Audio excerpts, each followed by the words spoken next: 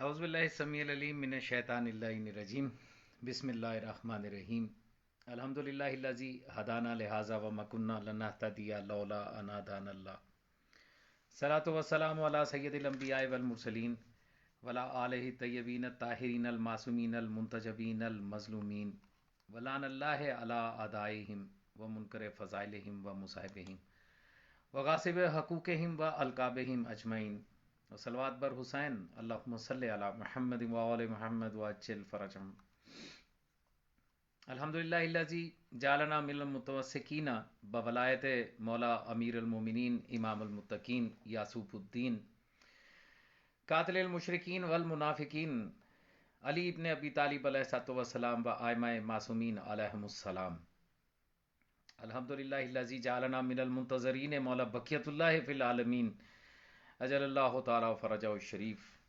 پروردگار کا لاکھ احسان ہے کہ اس نے ہمیں نعمت عظمیٰ ولایت مطلقہ کلیہ الہیہ مولا امیر کائنات امیر ممکنات امام المتقین امیر المومنین یعصوب الدین قاتل المشرکین والمنافقین علی ابن ابی طالب علیہ الصلوۃ والسلام سے متمسک رہنے کی ہمت اور توفیق عطا فرمائی۔ بے شک کہ ہمارے اختیار میں ہی نہیں تھا کہ اگر پروردگار عالم کی طرف سے اس کی عطا کردہ توفیق ہمارے شامل حال نہیں ہوتی تو ہم بھی لوگوں کی طرح اغیار کی طرح ضل ہو کر گمراہ ہو کر کسی مدرسے کے ملا کو کسی ملک کے سپریم لیڈر کو اپنا ولی الامر اور امام تسلیم کر چکے ہوتے، بلکہ امام زمانہ بنا کے آج کا حسین تسلیم کر چکے ہوتے۔ تو یہ پروردگار کا لاکھ احسان ہے کہ اس نے ہمیں اس ذلت سے محفوظ رکھا اور صراط مستقیم پہ قائم رہتے ہوئے ولایت عظمیٰ کے ساتھ، وہ ولایت جو ولایت الہیہ کا حقیقی تسلسل ہے، اس کے ساتھ متمسک رہنے کی ہمت اور توفیق عطا فرمائی۔ جی موجز صداقت علی شاہ صاحب اور محسن عباس، وعلیکم السلام، اور مولا میر کائنات علی علیہ الصلوۃ والسلام مدد۔ آج چونکہ سوال و جواب سیشن ہے تو آپ لوگوں کے سوالوں کے ساتھ ساتھ جوابات بھی چلیں گے، آپ لوگوں کے ساتھ ہی آج گفتگو ہوگی۔ آج فی الحال کسی کا کوئی پوسٹ مارٹم کرنے کا ارادہ نہیں ہے۔ آپ جانتے ہیں کہ جب میں لائیو سیشن کر رہا ہوتا ہوں، کسی موضوع پہ گفتگو کر رہا ہوتا ہوں، تو اس میں کمنٹس میں کچھ لوگوں کے سوالات آتے ہیں اور پھر ان سوالوں کے جوابات دینا اس وقت موضوع سے ہٹنے کے مصداق ہوتا، جو کہ میرے لیے پاسبل نہیں ہوتا۔ تو اس لیے یہ سیشن میں رکھا کرتا ہوں، سوال و جواب کا سیشن، اور یہ اسی لیے ہوتا ہے کہ اب آئیے سوال کرتے ہیں، جواب لیتے ہیں، دلیل آپ بھی دیجئے، دلیل ہم بھی دیتے ہیں، جو آپ کے پاس ہے آپ پیش کیجئے، جو ہمارے پاس ہے وہ ہم پیش کرتے ہیں، اور پھر صحیح اور غلط جو ہے اس کا فیصلہ لوگوں کی عقول پہ چھوڑ دیتے ہیں، کیونکہ اتنی تو عقل پروردگار عالم نے عطا کر رکھی ہے کہ صحیح اور غلط میں فیصلے کی تمیز تو میرا خیال ہے ہر انسان کو ہے، سوائے اس کے کہ کوئی مجنون ہو، ٹھیک ہے، یا جسے جاہل رہنا پسند ہو۔ تو جو جاہل رہے گا یا جاہل رہنا چاہتا ہے تو اس کا تو کوئی علاج نہیں ہے، ادروائز پروردگار نے آنکھیں دیکھنے کے لیے، کان سننے کے لیے اور زبان بولنے کے لیے دی ہے، دماغ سوچنے کے لیے دیا ہے، اور عقل صحیح اور غلط میں فیصلے کے لیے ہی انسان کو عطا کی ہے۔ مبشر گیلانی، سیم ٹو یو۔ اور ویسے وہ جس کا تم کہہ رہے ہو نا کہ کھلا ہوا ہے، وہ آج کل یہاں عروۃ الوثقیٰ کے نام سے مدرسہ بنا کے بیٹھا ہوا ہے لاہور میں، فساد ہزاروی، اور اس کا ولی الامر اور امام وہ ایران میں کھلا ہوا ہے۔ ٹھیک ہے، کوشش کرنا کہ وہ زبان استعمال کرو کہ جس کا جواب اگر اسی زبان میں تمہیں دوں تو تمہیں بہت تکلیف ہوگی، تمہیں شدید تکلیف ہوگی، تو بہتر ہے کہ اس قسم کے کمنٹس نہ کرو۔ آج آپ لوگوں کے سوال ہیں، میرے جواب ہیں۔ پچھلے سیشنز میں کچھ سوالات کیے گئے اور ایک دو چیزیں جو ہیں وہ مجھ سے ان باکس کے اندر، جو اس پیج کا ان باکس ہے اس کے اندر سوالات جو ہیں وہ بھی میرے سامنے رکھے گئے کہ پوچھے گئے کہ جناب اب بتائیں کہ اس میں آپ کیا کہتے ہیں۔ ایک بات تو میں واضح کر دوں کہ میں کبھی بھی کچھ نہیں کہتا، میرے کہنے کی نہ تو کوئی اہمیت ہے، نہ ہی میرا کہنا کچھ کہنا ہے، جب تک کہ میں آپ کو اس کی تائید میں کوئی حدیث معصوم علیہ الصلوۃ والسلام یا قرآن حکیم کی کوئی آیت آپ کے سامنے پیش نہ کر دوں۔ اگر قرآن حکیم کی آیت آ جائے اور آپ اس کے مطابق عمل کرتے ہیں تو پھر آپ نے پروردگار کے کلام کے مطابق عمل کیا، آپ میرے مقلد نہیں ہوئے، بلکہ آپ اطاعت خدا بندی میں چلے گئے۔ اور اگر آپ نے کسی حدیث کے مطابق عمل کیا ہے میرے بتانے کے بعد اور دکھانے کے بعد، تو پھر آپ نے اس حدیث پہ عمل کرنے کی وجہ سے آپ نے اطاعت معصوم کی، نہ کہ آپ نے میری تقلید کی. یہ جو جوہلا کی جماعت ہے نا، یہ مبشر گیلانی جیسے چول لوگ جو ہیں، جنہوں نے قسم کھا رکھی ہے کہ ہم جو ہے وہ ساری زندگی جاہل ہی رہیں گے اور جاہل ہی انشاءاللہ تعالی مریں گے، ان لوگوں کا طریقہ کاری یہی ہے. انہوں نے نیت کی ہوئی ہے، یہ علم حاصل کرنا نہیں چاہتے، یہ خود سوچنا ہی نہیں چاہتے، یہ بس تقلید کی وہ جو پھکی ہے وہ کھا کھا کے اپنے پیٹ کا ہضمہ درست کرنے کے چکروں میں رہتے ہیں. تو ہاں ایسا نہیں ہے. سوال ایک جو مجھ سے کیا گیا تھا، بلکہ یہاں پہ ایک وہ صاحب ہے، میری تقریباً ہر پوسٹ کے اوپر آ کے ان کی طرف سے کمنٹ ہوتا ہے. میں نے ان کو دعوت بھی دی کہ بھائی میرے ساتھ آپ ایسا کریں کہ لائیو آ جائیں، اسی پیج کے اوپر سامنے بیٹھتے ہیں، آمنے سامنے گفتگو کرتے ہیں. تو وہ ایک گھسا پٹا راگ کہ نہیں جی میں آپ کو اس قابل نہیں سمجھتا کہ آپ کے مقابلے پہ آ کے سامنے بیٹھ کے بات کروں. اور یہ وہ بھائی جب تمہاری اوقات ہی نہیں ہے کہ تم سامنے آ کے بات کر سکو، بیٹھ کے بات کر سکو، آنکھوں میں آنکھیں ڈال کے دلیل کے ساتھ بات کر سکو، تو خام خواہ بلا وجہ شور جو ہے وہ تم لوگ کیوں مچاتے ہو؟ آپ نے یہ جو ہے تقلیدی پھکی جو ہے وہ آپ نے اکثر سنی ہوگی، وہ جو یہ لوگ بانٹتے ہیں، وہ جی دین حاصل کرنے کے لیے، دین کی تعلیم حاصل کرنے کے لیے ضروری ہے کہ آپ کو عربی آنی چاہیے. اور آج بھی آپ نے میری پوسٹ دیکھی، میں نے آج بھی لگائی تھی، سوال میں نے اٹھایا ہے، اور میں سمجھتا ہوں کہ اس سوال کا جواب دینا جو ہے وہ مقلدین کے اوپر فرض ہے. ان کو چاہیے کہ اس سوال کے، کیونکہ سوال تو سوال ہوتا، اور وہ سوال میں نے یہ کیا کہ تمہارے جو مرجع تقلید ہیں جو عراق میں بیٹھے ہیں یا ایران میں بیٹھے ہیں، ان کی زبان یا پرشین ہے یا عربی ہے، تو وہ جو اپنا رسالہ عملیہ چھپواتے ہیں جسے توضیح المسائل کہا جاتا ہے، وہ پاکستان میں اردو ترجمے کے ساتھ چھپتا ہے، جس کو تم لوگ اپنے اپنے گھروں میں متبرک کتاب سمجھ کے رکھتے ہو اور اس کے اوپر وہ کھولتے ہو اور اس کو پڑھتے ہو اور اس پہ عمل کرتے ہو. کتنی عجیب بات ہے نا کہ توضیح المسائل کا اردو ترجمہ اگر ہو تو وہ معتبر ہے، وہ بالکل ٹھیک ہے، اس کے اندر جو کچھ لکھا ہوا ہے اس کو منو ان تسلیم کر لینا چاہیے.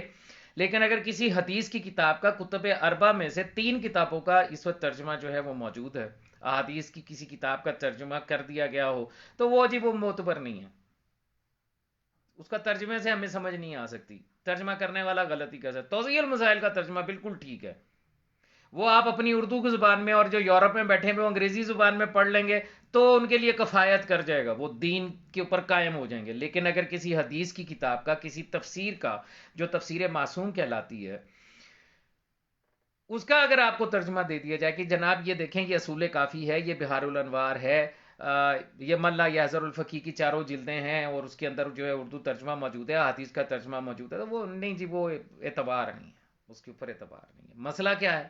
مسئلہ ہے پھکی. جیسے نشئی ہوتا ہے نا، تو ان لوگوں کو بھی تقلید کی بھنگ اور فتووں کی چرس کی عادت ہے. نشئی کو جتنا مرضی سمجھا لے کہ یہ نشہ اچھی چیز نہیں ہے، اس کو چھوڑ دو، اس سے صحت خراب ہوتی ہے، فلاں ہوتا فلاں ہوتا، آخر کے اوپر وہ ایک ہی جملہ بولتا، اتنی سی ہے. اسی طرح آپ کسی تقلیدی کے ساتھ بحث کر لیں، قرآن کی آیات دکھا دیں، معصومین کے اقوال دکھا دیں، حدیث دکھائیں، قرآن کی آیت کی تفسیر معصوم تک دکھا دیں، اس کا آخری جواب پتہ کیا ہوتا؟ یہ بتائیں کس مجتہد نے لکھا ہے یہ؟ تو یہ اب پھکیوں والے ہیں، ان کا کوئی جو ہے وہ علاج نہیں ہے. نوازش علی ندیم صاحب آپ پوچھ رہے ہیں کہ تقلید پر تبلیغ کب سے شروع ہوئی؟ معصومین کے فرامین کے بارے میں آگاہ کرے جن میں تقلید کو حرام کہا گیا ہو. ٹھیک ہے، پہلی بات تو یہ ہے کہ قرآن حکیم کے اندر آیت موجود ہے، اسی پیج کے اوپر پوسٹ میں نے لگائی تھی، وَلَئِنْ أَطَعْتُمْ بَشْرٌ مِثْلُكُمْ، اگر تم اپنے جیسے بشر کی اطاعت کرو گے تو تم خسارہ پانے والوں میں سے ہو جاؤ گے. قرآن کی آیت موجود ہے.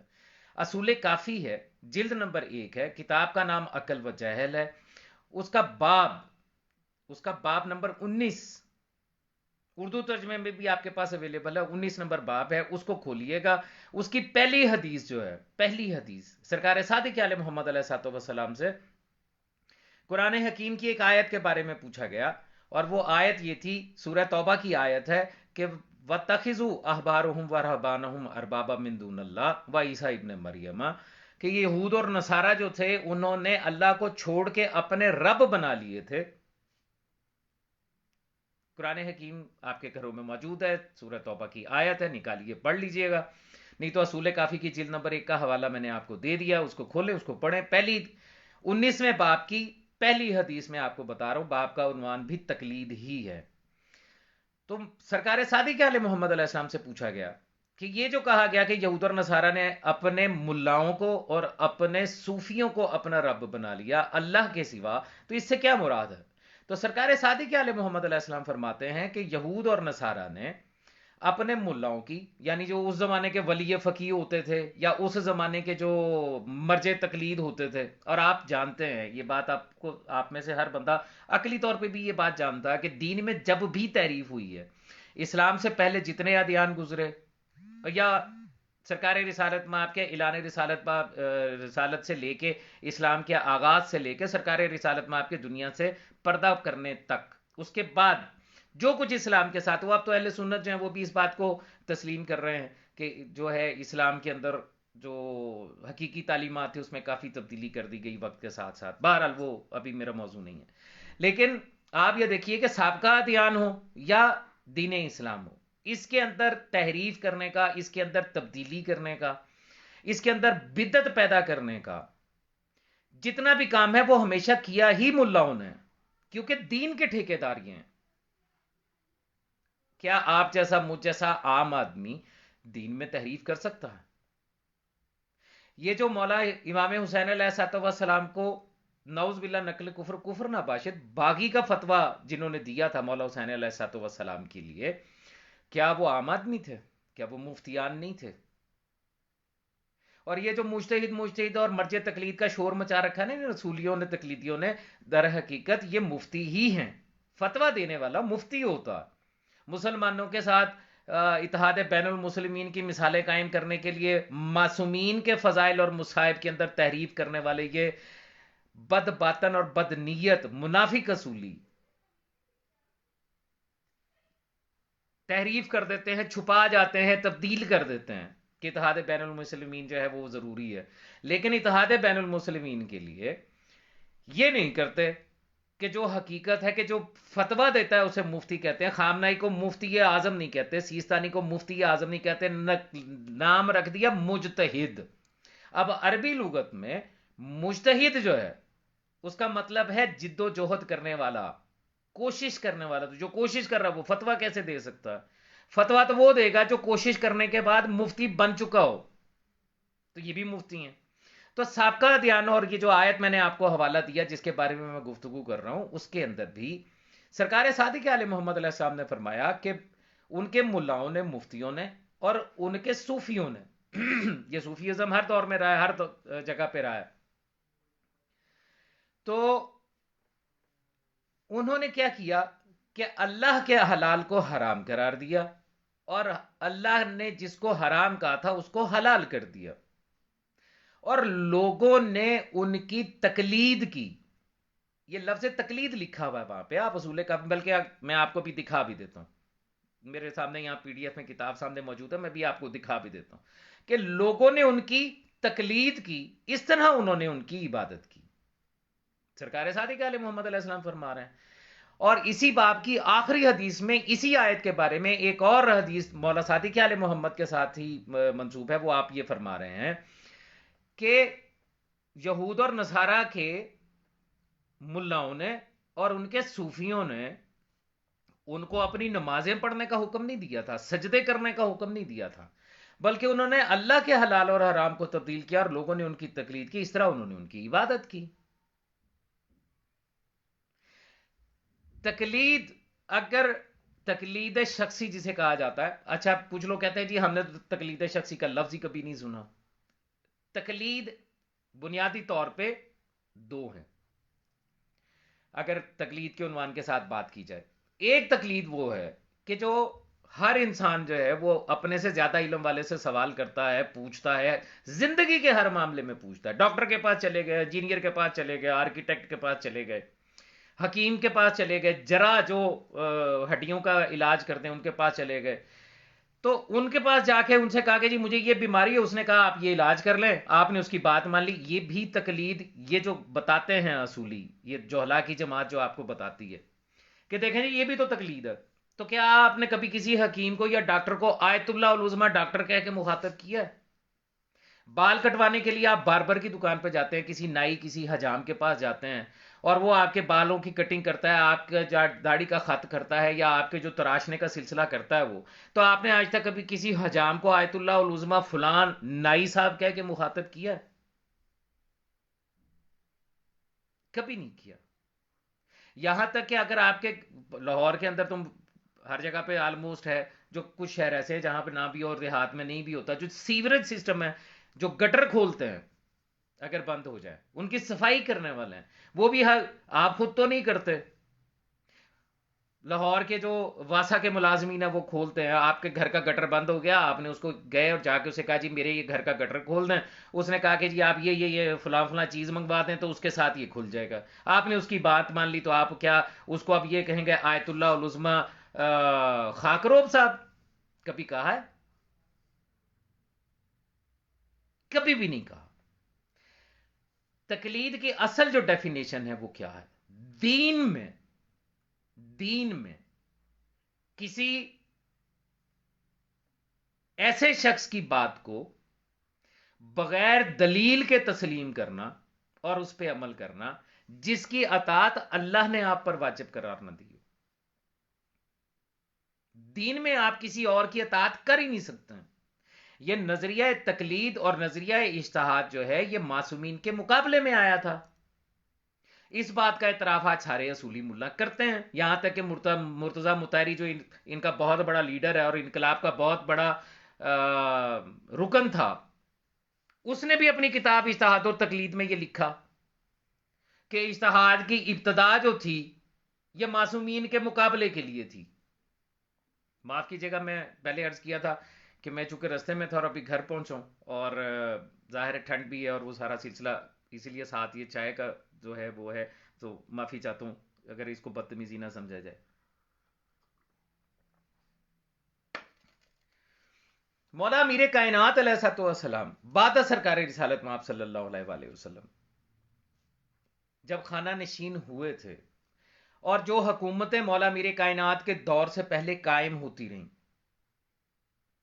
ان حکومتوں کا زور کس بات کے اوپر تھا؟ انہوں نے کیا کیا؟ انہوں نے یہی تو کیا کہ انہوں نے مرجعیت کا آغاز کیا، اجتہاد کا آغاز کیا.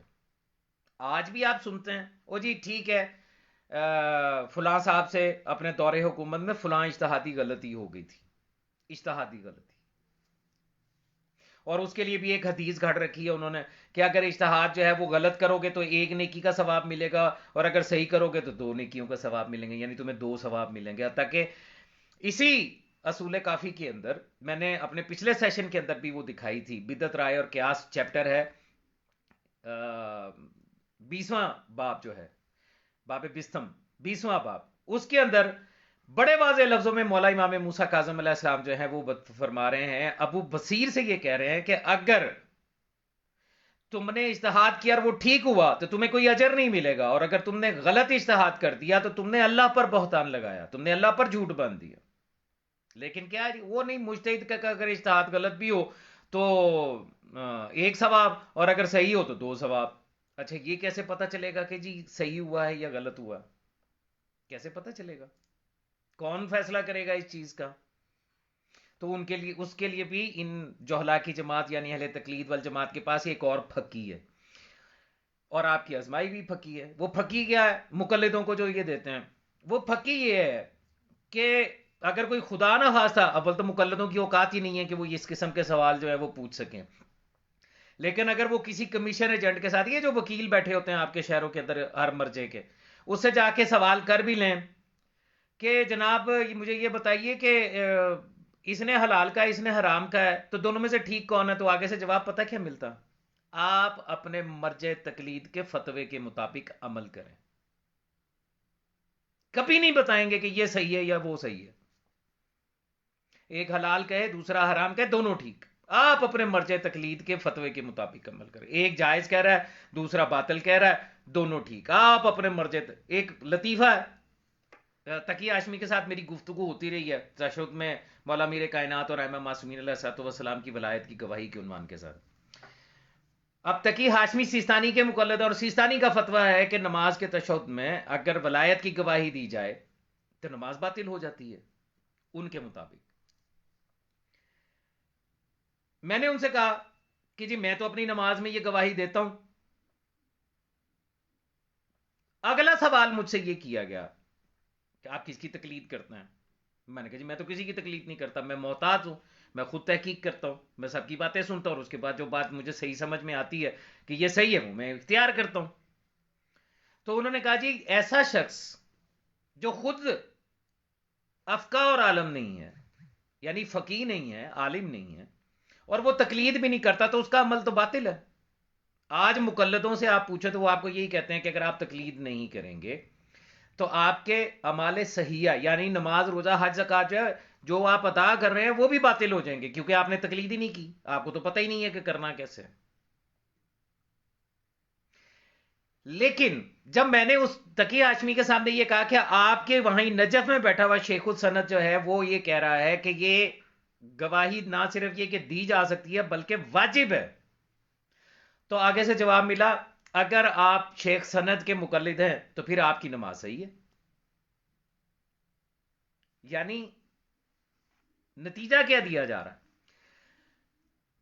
آپ کسی کے مقلد ہوئے بغیر نماز میں یہ گواہی دے تو آپ کی نماز باطل ہے، لیکن اگر آپ کسی کے مقلد ہو کے اس کے فتوے کے مطابق یہ گواہی نماز میں دے دیں گے تو آپ کی نماز ٹھیک ہے. اچھا جی فتویٰ دینے سے فرق کیسے پڑ گیا نماز میں؟ اگر باطل ہونی تھی تو پھر مجتہد کے فتوے کے بعد بھی باطل ہونی چاہیے. تقلید کے بغیر بھی باطل ہے تو تقلید کے ساتھ بھی باطل ہونی چاہیے. نہیں، جب آپ تقلید کر لیں گے تو پھر وہ باطل نہیں رہے گی، پھر آپ کی نماز ٹھیک ہے. یہ پھکیاں ہیں جو یہ دیتے ہیں.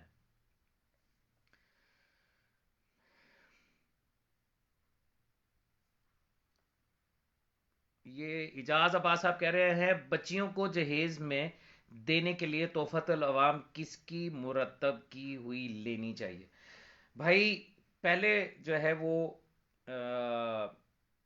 اب تو خیر تحفۃ العوام جو ہیں وہ جدید فتاوی کے اوپر آ گئے ہیں نا، سیستانی وغیرہ کے اور ان کے جو ہیں وہ آ گئے. ہمارے ہاں میری والدہ کی جب شادی ہوئی تھی تو تحفۃ العوام مقبول جو ہے وہ اس زمانے میں، اور یہ میں بات کروں 1967 کی، 1967 کی، تو وہ جو تحفۃ العوام تھا وہ اس میں دیا گیا.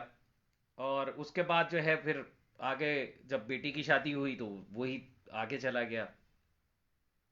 آج جو تحفۃ العوام ہیں وہ جدید فتاوی کے مطابق ہیں، اور جدید فتاوی میں آپ جانتے ہیں کہ مور بھی حلال ہو چکا ہے، خرگوش بھی حلال ہو چکا ہے، کوا بھی حلال ہو چکا ہے، اور شتر مرغ بھی پکا پکا کے کھائے جا رہے ہیں.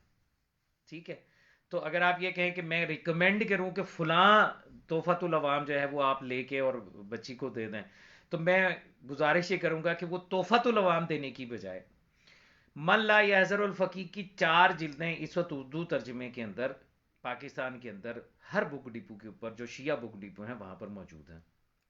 اس میں ہر موضوع کے حساب سے چیپٹر قائم کر کے احادیث معصومین جو ہیں وہ لکھی جا گئی ہوئی ہیں. تو یہ تحفۃ العوام دینے کی بجائے من لا یحذر الفقیہ کی وہ 4 جلدیں جو ہیں میرے خیال ہے 500 یا 600 کی، اب کا آج کل مہنگائی ہے 650 یا 700 کی ہوگی جلد، تو وہ 4 جلدیں شاید 2 سے 2500 آپ کا خرچہ آئے گا اس کے لیے. تو اگر دینا ہے تو وہ آپ ان کو جہیز میں دے دیں. اس میں طہارت کے مسائل سے لے کے وضو، نجاست کے عنوان کے ساتھ، جو غسل واجب ہے ان کے عنوان کے ساتھ، حیض کے مسائل، نفاس کے مسائل، بچے کو جنم دینے کے مسائل، نکاح کے مسائل، ہر مسائل جو ہے وہ اس کے اندر معصومین کی حدیثیں لکھی ہوئی ہیں. تو جس نے تحفۃ العوام پڑھنا ہے بہتر ہے کہ ان فتویٰ زدہ تحفۃ العوام سے کہ آپ من لا یحذر الفقیہ کی، اب تو الحمدللہ کہ اردو ترجمہ ان کا موجود ہے، وہ 4 جلدیں جو ہیں وہ جہیز میں اپنی بچی کو دے دیں. اور اسے سمجھا دیں کہ بیٹا جب تمہیں کوئی مسئلہ، مثال کے طور پہ روزے کا کوئی مسئلہ ہے، تو یہ من لا یحضر الفقی جو ہے، اس جلد کے اندر یہ پورا چیپٹر موجود ہے، اس کو کھول لو اور جو تمہیں مسئلہ ہے اس کے مطابق مولا کی حدیث پڑھ لو، کیونکہ اس کے اندر عنوانات کے ساتھ لکھا ہوا۔ اور زیادہ بہتر اگر آپ کرنا چاہیں تو وسائل الشیعہ لے لیں، وہ بھی اردو ترجمہ اویلیبل ہے، مسائل الشریعہ کا اردو ترجمہ ہے، ٹھیک ہے، تو وہ لے لیں۔ وہ 14-15 جلدیں جو ہیں وہ اس وقت اویلیبل ہیں اردو میں، میرا خیال ہے جو ابھی تک آ چکے ہیں، یا ٹوٹل 18 جلدیں ہیں شاید اس کی، تو وہ آپ جو ہے وہ لے لیں، وہ دے دیں۔ اس میں تو اور زیادہ تفصیل کے ساتھ چیپٹر قائم کر کے جو ہے وہ حرے عاملی نے لکھا ہوا، اور اس کا ترجمہ جو ہے وہ ڈھکو نے کیا ہوا، اردو ترجمہ اویلیبل ہے، وہ دے دیں۔ عمل ہی کرنا ہے تو تحفۃ العوام بھی آپ نے اسی لیے خریدنا ہے کہ ہمیں پتہ چل سکے کہ مولا کا کیا حکم ہے، کہ ہمیں کیا کرنا چاہیے۔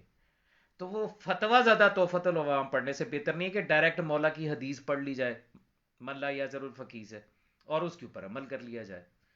تو کل کو ہم روز محشر پروردگار کے سامنے یہ کہہ تو سکیں گے نا کہ پروردگار عالم تو نے جن کی اطاعت ہم پر واجب قرار دی تھی، ہم نے ان کے قول سے رجوع کیا، اس میں ہم نے یہ پایا اور اس پہ ہم نے عمل کیا۔ یہ تو نہیں نہ کہیں گے کہ جی وہ فلانے مرجے دی جڑی ہے فتوے دے اوتے اسی عمل کیتا ہے جی، تو پروردگار اگر آگے سے پوچھ لے کیا میں نے اس کی اطاعت تم پر واجب کی تھی دین میں، کیا جواب دیں گے؟ تو یہ تحفۃ العوام کی بجائے آپ کی مہربانی ہے، من لا یحضر الفقی کی 4 جلدیں لے لیں، یا وسائل الشیعہ کی جو جلدیں اس وقت مارکیٹ کے اندر اویلیبل ہیں، اردو ترجمہ ہے، وہ خرید کے دے دیں۔ ان شاء اللہ تعالیٰ ساری زندگی کسی سے کوئی مسئلہ پوچھنے کی ضرورت آسانی کے ساتھ پیش نہیں آئے گی۔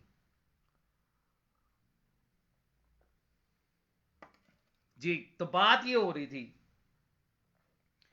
اس طرح قرآن مجید کی تفسیر بھی ریکمینڈ کر دیں۔ اجاز عباس صاحب کہہ رہے ہیں بھائی قرآن حکیم کے مختلف تراجم اس وقت موجود ہیں، میں نے اب تک جو پڑھے ہیں قرآن حکیم، جو جن کے ترجمے میں نے چیک کیے ہیں، میں نے دیکھے ہیں، ان میں امداد حسین کاظمی صاحب کا ترجمہ جو ہے وہ کافی حد تک دوسروں کی نسبت بہتر ہے، اور ان کے بعد ذیشان حیدر جوادی صاحب کا ترجمہ جو ہے، کیونکہ وہ جب حاشیہ لکھتے ہیں سائٹ کے اوپر اور ریفرنسز دیتے ہیں کسی آیت کی تفسیر کے ساتھ، جب وہ کرتے ہیں تو وہاں پر آپ کو کافی ڈیٹیل جو ہے وہ اچھے طریقے سے مل جاتی ہے، جو حقیقت کے قریب تر ہے، اور کسی کی بات نہیں کرتا۔ اور اگر آپ نے تفسیر پڑھنی ہے تو اب جو تفاسیر آج سے 300 400 500 سال پہلے لکھی گئی، تفسیر برہان ہو گئی، تفسیر کمی ہو گئی، تفسیر نور الثقلین ہو گئی، تو ان کے ترجمے بھی مارکیٹ کے اندر اویلیبل ہیں، پی ڈی ایف کے اندر انٹرنیٹ کے اوپر اویلیبل ہیں، آپ وہاں سے وہ پڑھ سکتے ہیں۔ ایک بات میں ضرور عرض کروں گا آپ سے، اجازت معذرت کے ساتھ، سوائے معصوم کے، حجت خدا کے، کسی پر آنکھیں بند کر کے یقین نہیں ہے، بشر کوئی بھی ہے، کتنا ہی بڑا علامہ کیوں نہ ہو جائے، بقول ان کے آیت اللہ العظمی کیوں نہ ہو جائے، خطا کی گنجائش ہے، غلطی ہو سکتی۔ معصوم عن الخطا جو ہیں وہ صرف محمد و آل محمد علیہ الصلوۃ والسلام۔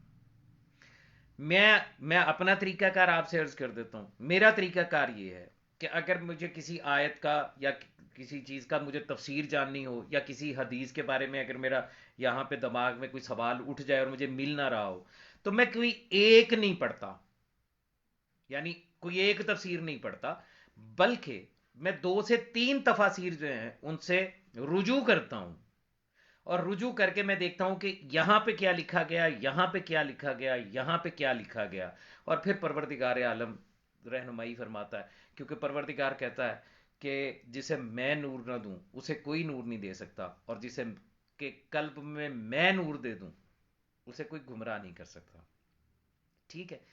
تو ایک تفسیر کی بجائے یہ جو معتبر تفسیریں ہیں مذہب آل محمد علیہ الصلوۃ والسلام کی، ان کے اردو ترجمے اویلیبل ہیں، ان میں سے کوئی سی 2 تفسیریں جو ہیں وہ آپ لے لیں، اور جب آپ وہاں سے پڑھیں گے تو انشاءاللہ آپ کو کبھی بھی کوئی پریشانی جو ہے وہ نہیں آئے گی انشاءاللہ تعالی۔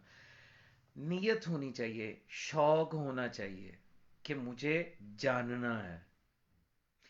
روز آج یہ جوہلا کی جماعت سے بات کرو نا، وہ بھائی تم خود کیوں نہیں پڑھتے؟ وقت نہیں ہے، ہم کاروبار دیکھیں، یا مدرسے میں جا کے عربی سیکھیں. وقت نہیں ہے ہمیں. ہم نوکری کریں کہ ہم یہ کام کریں. قبر سے لے کے حشر کے میدان تک نہ آپ سے آپ کے کسی بزنس کا سوال ہونا، نہ آپ سے میڈیکل سائنس کا سوال ہونا کہ آپ بڑے عظیم ڈاکٹر تھے، پروفیسر ڈاکٹر بن گئے تھے پی ایچ ڈی کر کے. نہ آپ سے پوچھا جانا کہ آپ نے بحیثیت آرکیٹیکٹ کیسے کیسے نقشے بنا کے اور کتنی کتنی عظیم عمارتیں کھڑی کرتی تھیں.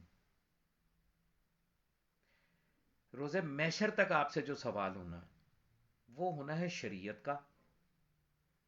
اور شریعت وہ جو محمد و آل محمد علیہ الصلوۃ والسلام نے پھیلائی، بچائی. آج دنیا شریعت کو پتہ نہیں کیا سمجھتی ہے. بہرحال شریعت کا سوال آپ سے ہونا. ٹھیک ہے، وقت نکال کے تھوڑا تھوڑا کر کے پڑھیں ضرور. جیسے میں نے یہ بتایا ابھی کہ ملا یازر الفقی کی 4 جلدیں ہیں. جو مسئلہ آپ کو پیش آ جائے اس کا باب کھولے پڑھ لے. قرآن حکیم کی کم از کم صبح اٹھتے ہیں کم از کم فجر کی نماز کے بعد 1 یا 2 صفحے ترجمے کے ساتھ پڑھ لیں. ترجمے کے ساتھ پڑھیں. حدیث کتاب پڑھتے ہیں ترجمے کے ساتھ پڑھیں، اس کا ترجمہ پڑھیں، آپ کو پتا چلے آپ کیا پڑھ رہے ہیں. آپ نماز میں جو کچھ پڑھتے ہیں اس کا ترجمہ ضرور پڑھیں، آپ کو پتا چلے کہ سورہ حمد میں نے پروردگار سے کیا کہا ہے، سورہ اخلاص میں نے کیا کہا ہے، یہ جو میں نے رکوع میں جا کے سبحانہ ربی العظیم کہا ہے اس کا مطلب معنی مفہوم کیا ہے. تھوڑی کر کے کریں ضرور. زوار راشد محمود صاحب جناب ہمارے ہاں غیر مسلم بھی رہتے ہیں اور وہ نظر و نیاز لنگر تقسیم کرتے ہیں. کیا ہم ان سے لے کر کھا سکتے ہیں؟ زوار راشد محمود صاحب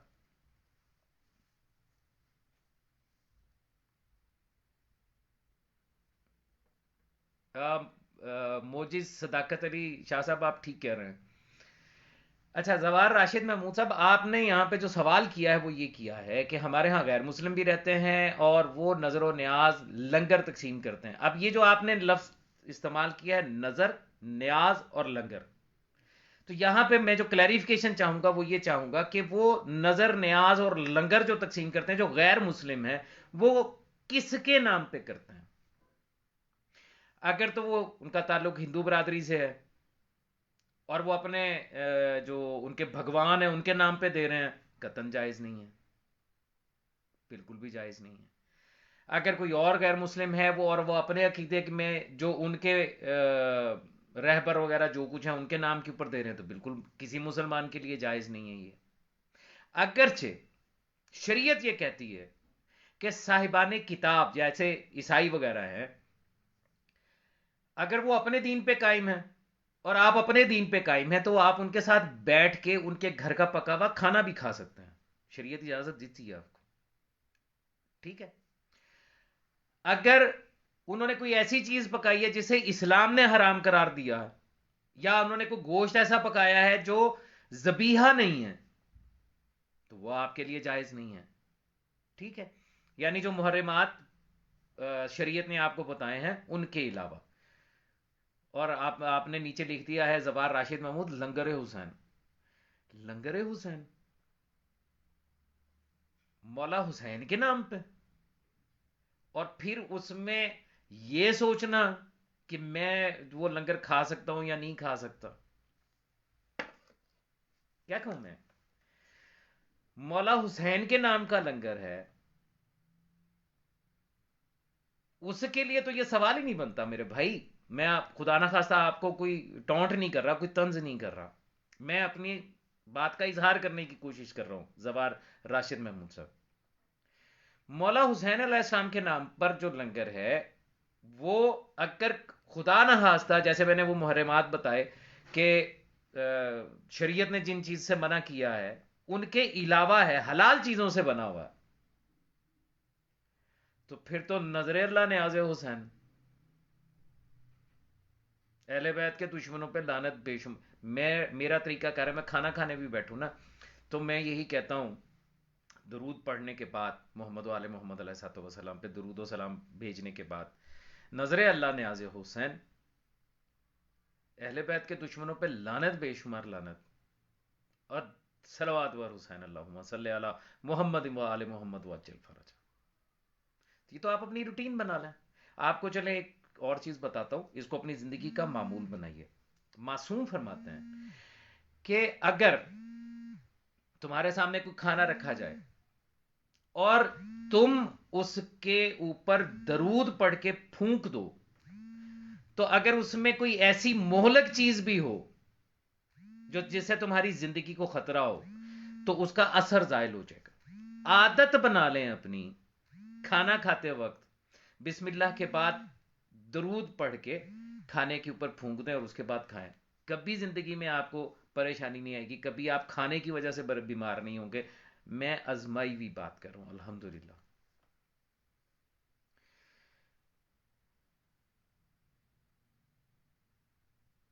سید اون عباس کہہ رہے ہیں کہ سید یہ بتائیے کہ مولا امام زمانہ اجل اللہ تعالیٰ فرجہ شریف کا صدقہ ہر روز نکالنا چاہیے، اور اگر نکالیں تو کس کو دیں؟ پہلی بات تو میرے بھائی سید اون عباس صاحب یہ ہے کہ جس کا صدقہ ساری دنیا کھا رہی ہے، جس کا صدقہ ساری دنیا کھا رہی ہے، کائنات کھا رہی ہے، اس کا صدقہ میں کیا نکالوں؟ ہم لوگ اکثر ایک جملہ استعمال کرتے ہیں، اور آپ نے اکثر سنا بھی ہوگا، ایک لفظ استعمال ہوتا ہے، میں صدقے یا رسول اللہ.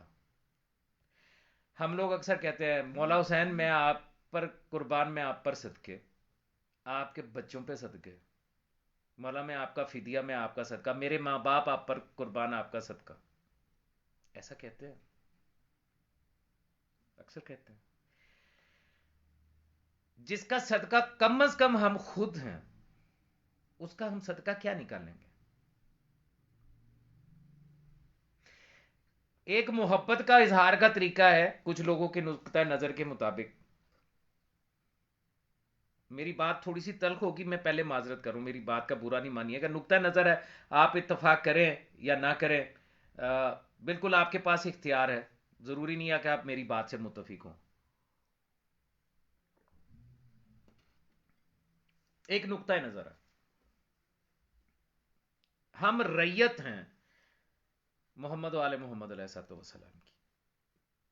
ولایت تکوینیہ کے اختیارات کو بیان کرتے ہوئے نہج البلاغہ کے خطبے میں مولا امیر کائنات علیہ الصلوۃ والسلام کا یہ جملہ موجود ہے، جس کو یہ اصولی منافقین ترجمہ کرتے ہوئے مفہوم تبدیل کر دیتے ہیں. مولا امیر کائنات نے کیا فرمایا؟ نحنو ثنائے ربنا، ہم اپنے رب کی صنعت ہے، یعنی ہمیں اللہ جل جلالہ نے بنایا. آگے فرماتے ہیں وَالنَّاسُ بَعْدِي ثَنَاءٌ لَنَا، اور اس کے بعد جتنے انسان ہیں ان کو ہم نے اس کے حکم کے ساتھ بنایا. تو ہم مخلوق ہیں محمد علیہ محمد علیہ السلام.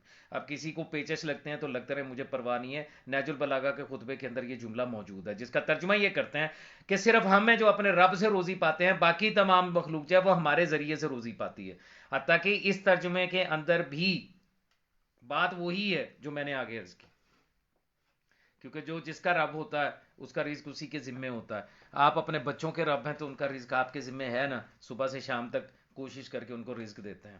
اور اسی لیے قرآن نے بھی کہا کہ تمہارے والدین جو ہیں وہ تمہارے رب ہیں، اس لیے ان کے لیے دعا مانگا کرو کہ رب ارحمہما کما ربیانی صغیرا. ہم مخلوق ہو گئے، ہمارے رب مربی، مربی لفظ بول رہا ہوں، مربی. ایک ہوتا ہے رب مطلق، وہ اللہ جل جلالہ، ایک لفظ ہے مربی. تو ہمارے جو مربی ہیں وہ تو محمد والے محمد علیہ الصلوۃ والسلام ہے. میں 1000 مرتبہ پہلے بھی کہہ چکا، اب پھر یہی کہوں گا کہ اس حسنین حیدر کاظمی کو رزق مولا امیر کائنات علیہ الصلوۃ والسلام اور ائمہ معصومین علیہ السلام عطا فرماتے ہیں. سرکار رسالت میں آپ صلی اللہ علیہ وآلہ وسلم جو ہے ان کی جوتیوں کا صدقہ ملتا ہے مجھے، کیونکہ راضی کے مطلق اللہ جل جلالہ ہوا. کیا سرکار رسالت مآب صلی اللہ علیہ وآلہ وسلم جو ہے، میں عمران شاہ یہ خطبہ جو ہے میں یہاں پہ اس کے بعد جو ہے نا اس کا سکین کر کے تو وہ یہاں لگا دوں گا، میرا خیال ہے اگر میں غلطی نہیں کر رہا تو خطبہ نمبر 27 ہے، اگر میں غلطی نہیں کر رہا۔ بہرحال میں اس کا سکین آپ کے ساتھ یہاں پہ شیئر کر دوں گا جس میں یہ جملہ موجود ہے، نحنو سنائے، اور بلکہ ایک منٹ ٹھہریے، ایک منٹ ٹھہریے، نہج البلاغہ کہاں پڑی ہے؟ اوپر ہے کہ اس طرف ہے؟ میں آپ کو دکھاتا ہوں نہج البلاغہ سے، ابھی دکھاتا ہوں، تھوڑی سی زحمت۔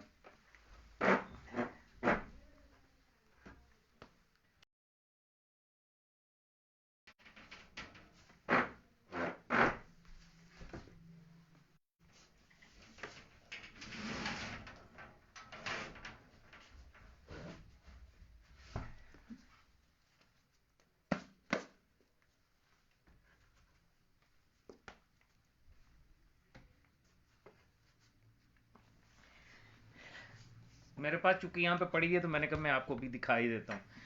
یہ نہج البلاغہ ترجمہ مفتی جعفر کا ہے اور امامیہ پبلیکیشن سے چھپی ہوئی ہے، ٹھیک ہے جی۔ اس کے اندر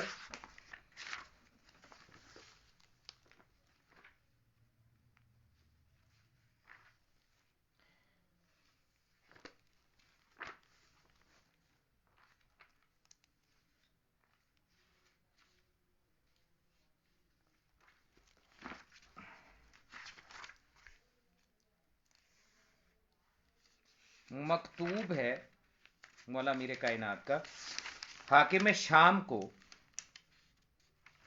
خط لکھا مولا میر کائنات علیہ السلام نے، پیج نمبر 693 693۔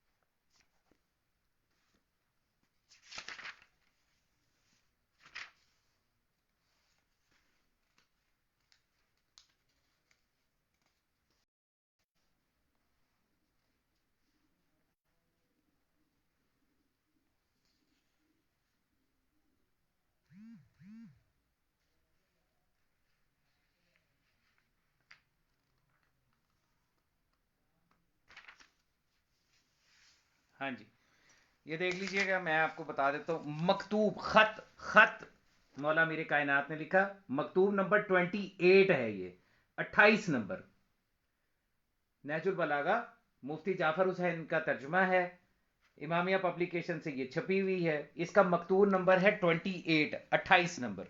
میرے پاس جو یہاں پہ جلد ہے اس کا صفحہ نمبر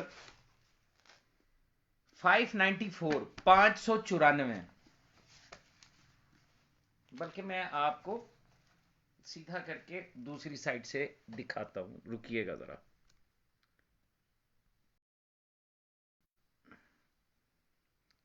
یہ دیکھیے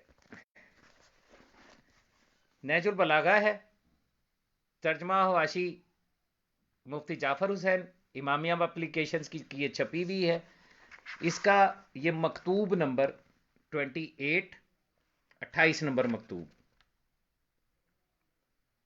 حاکم شام کے نام۔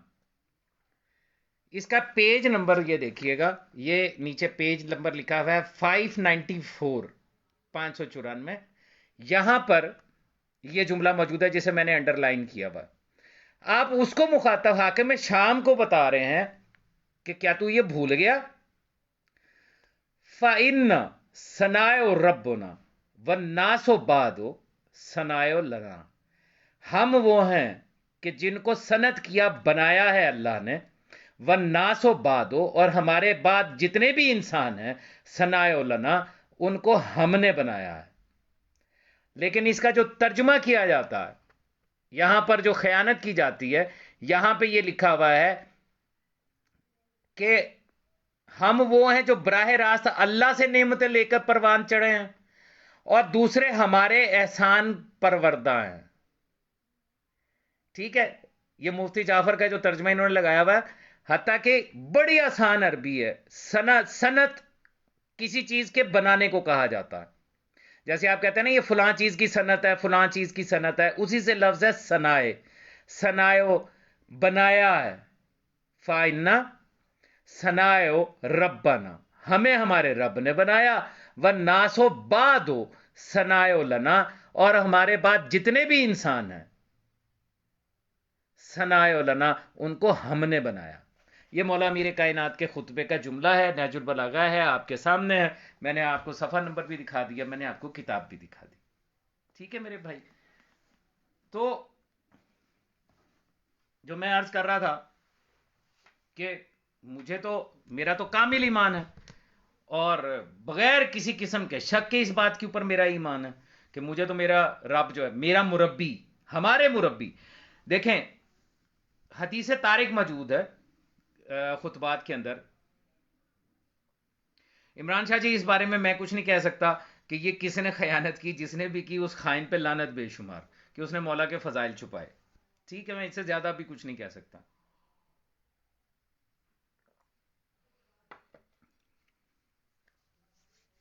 پتہ نہیں میں کیا بات کر رہا تھا آپ کی عمران شاہ جی کے کومنٹ سے پہلے.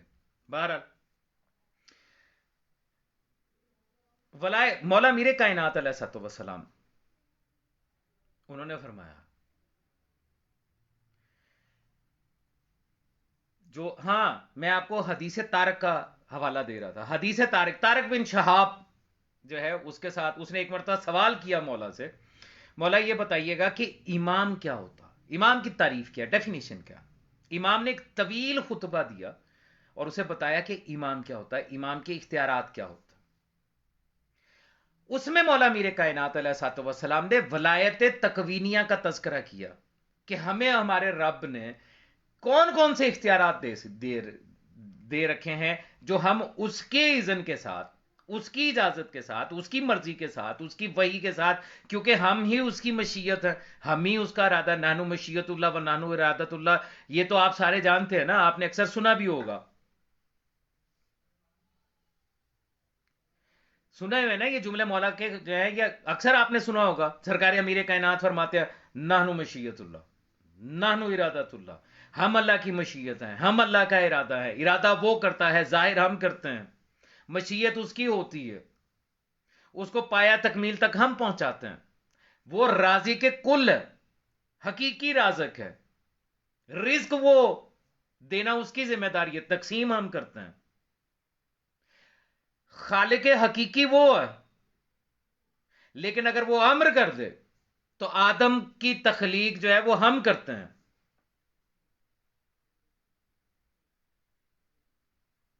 یہ ہے ولایت تکوینیہ.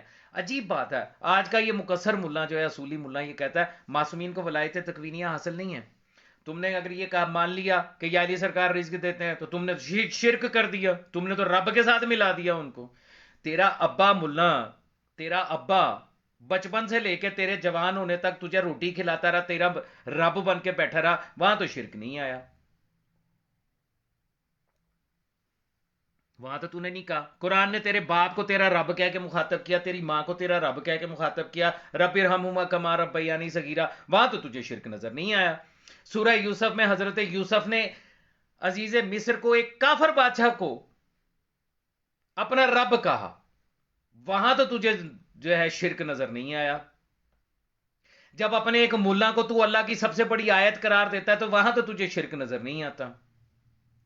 جب مولا حسین کی زیارت کی بجائے خمینی کی زیارت پڑھتا ہے، اور خمینی کی زیارت پڑھتے ہوئے اس میں کہتا ہے یا سیدی ایشف لنا فی جنتی، اے سید و سردار، اے خمینی میری جنت کے لیے جو ہے وہ شفاعت کر دے، وہاں تو تجھے شرک نظر نہیں آتا.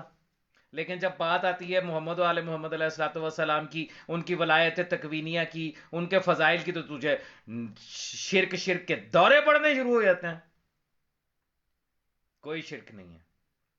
یہ مان لیں گے کہ اسرائیل اللہ نہیں ہے، اور یقیناً نہیں ہے، لیکن اسرائیل کو اللہ نے اذن دے رکھا ہے کہ اس کی رضا کے ساتھ وہ لوگوں کی روحیں قبض کر سکتا ہے. قرآن کہتا ہے کون ہے جو اللہ کے سوا موت دے, کون ہے جو اللہ کے سوا کسی کو زندگی دے سکے. اسرائیل روحیں قبض کرے تو شرک نہیں ہوتا, ساروں کا پکا ایمان, پتہ ہے نا انہیں آ جائے گا, ایتھوں پڑے گا آ کے کھینچ کے لے جائے گا روح, وہاں پہ شرک نہیں ہے. قرآن کہہ رہا ہے کہ اللہ کے سوا کون ہے جو تمہیں زندگی دے, اللہ کے سوا کون ہے جو تمہیں موت دے. لیکن مان لیں گے بھئی اللہ نے کہا ہوا ہے, فرشتے کو اجازت دی ہوئی ہے کہ وہ روحیں قبض کرتا ہے, کوئی اعتراض نہیں ہے. میکائیل جو ہے وہ رزق تقسیم کرتا ہے جی, کوئی اعتراض نہیں ہے. اب نہیں کہتے کہ رازق تو اللہ ہے, اگر اس کے علاوہ کسی کو اپنا رازق مانو گے تو شرک ہو جائے گا. اسرافیل جو ہے وہ بادل جو ہے چلاتا ہے اور بارش برساتا ہے, پکا ایمان ہے, او جی بالکل بالکل ایسا ہی ہے جی, بالکل ایسا ہی ہے. لیکن اگر یہی کہا جائے اچھا ان کو لفظ اولی الامر کا نہیں معلوم, یہ جو لفظ اولی الامر, اب تو خیر رسولیوں نے اس کو اولی الامر لفظ کو اتنا کچھ سستا کر دیا ہے کہ ہر لولا لگڑا جو ہے وہ اولی الامر بن کے بیٹھ گیا ہوا ہے. در حقیقت لفظ اولی الامر جو قرآن حکیم میں پروردگار نے استعمال فرمایا, اطیعوا اللہ و اطیعوا الرسول و اولی الامر منکم فإن تنازعتم فردوه الی اللہ والرسول. اطاعت کرو اللہ کی اور اطاعت کرو رسول کی اور اولی الامر کی جو تمہارے درمیان موجود ہیں. یہ نہیں کہا کہ موجود تھے, اولی الامر منکم, تمہارے اندر میرے بھیجے ہوئے نمائندے, میرے حجتان خدا تمہارے اندر موجود ہیں, ان کی اطاعت کرو. اور اگر تم میں کوئی تنازع پیدا ہو جائے تو پھر پلٹاؤ اس کو اللہ اور اس کے رسول کی طرف. معصوم سے پوچھا گیا کہ یہ اولی الامر سے کیا مراد ہے. معصوم نے فرمایا اولی الامر کہتے ہیں جو اللہ کے امر کا مالک ہو. اس سے اگلا جملہ بولوں, جو امر الہی کو ظاہر کرنے والا ہو. اس سے اگلا جملہ بولوں, جو قضاء اور قدر کا مالک ہو, ما کان وما یکون کا علم رکھنے والا ہو, جو انسانوں کی اور مخلوقات کی تقدیروں کو تبدیل کرنے کا اختیار رکھتا ہو, وہ ہے اولی الامر, وہ ہے اولی الامر. لولے لنگڑے اولی الامر نہیں ہوتے. اتنی بڑی کائنات میں سے اتنی سی کہکشاں ہے جس میں ہماری زمین واقع ہے, اس کہکشاں کے اندر اتنی سی زمین ہے جس کو ہم ارتھ سیارہ کہہ کے مخاطب کرتے ہیں.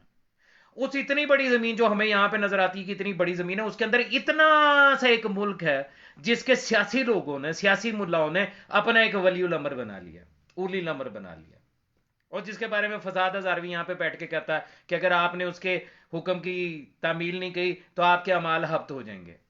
آیت پڑھتا ہے, آیت سناتا ہے. آیت کون سی سناتا ہے؟ یا ایھا الذین آمنوا اتقوا اللہ, اے ایمان والو اللہ سے ڈرو, تقوی اختیار کرو. لا تقدموا بین یدی اللہ و رسول, اللہ اور اس کے رسول سے آگے نہیں نکلنا. اور تفسیر بتاتا ہے خامنہ کی, ان کو اولی الامر کا پتہ ہی نہیں ہے. اولی الامر وہ ہے کہ اگر راہب آ کے یہ کہے کہ مجھے اولاد چاہیے اور رسول فرما دیں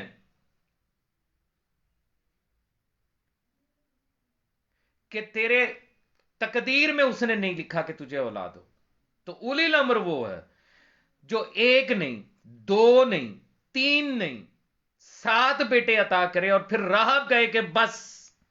اور مولا فرمائے کہ اگر تو بس نہ کہتا تو آدم کی اولاد روز محشر الگ ہوتی, تیری اولاد الگ ہوتی. یہ ہوتا ہے اولی الامر. اولی الامر وہ ہوتا ہے کہ اگر وہ مجلس میں اصحاب میں بیٹھا ہوا معراج کی بات کر رہا ہو اور کوئی خبیث الباطن شخص اٹھ کے یہ کہے کہ معراج جو ہے یہ قصہ ہے, اس کی حقیقت نہیں ہے, اور ممبر پہ بیٹھا ہوا اولی الامر یہ کہے اے بدذات عورت تو مردوں میں کیا کر رہی ہے, تو وہ جو مرد تھا وہ عورت بن کے وہاں سے نکلے. اولی الامر وہ ہوتا ہے جو اگر مسجد کے میں یا ممبر میں بیٹھ کے یا محفل میں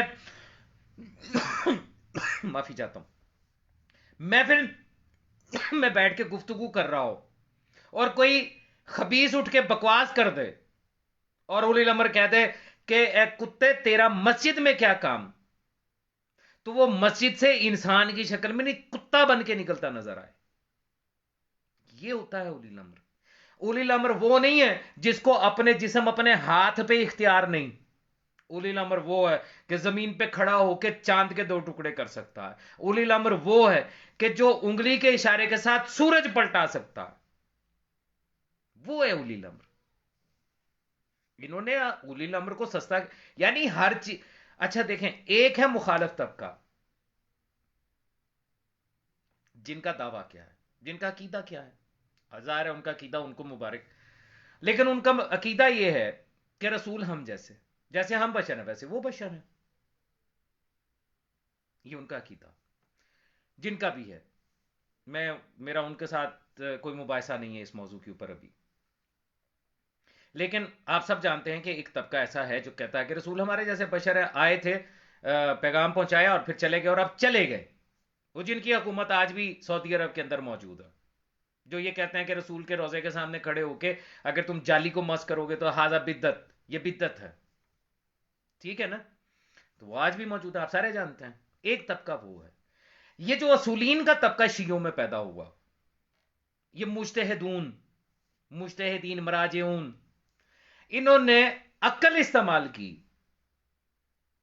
وہ ہے نا قرآن حکیم میں شیطان اپنے اولیاء کو وحی کرتا. انہوں نے کیا کیا؟ انہوں نے یہ نہیں کہا کہ محمد و آل محمد ہم جیسے، انہوں نے یہ کہا ہم محمد و آل محمد جیسے. اگر وہ راسخون فی العلم ہے تو ہم بھی راسخون فی العلم ہیں. مولا امیر کائنات فرماتے ہیں کہ اللہ کے پاس مجھ سے بڑھ کر کوئی خبر نہیں ہے، اللہ کے پاس مجھ سے بڑھ کر کوئی آیت نہیں ہے. انہوں نے کہا ہم آیت اللہ العظمیٰ ہے. اللہ نے کہا کہ یہ جو میرے حجت ہیں یہ تم پر حجت ہیں، یہ ہر ایک پر حجت ہیں. انہوں نے کہا ہم بھی تو حجت الاسلام والمسلمین ہیں.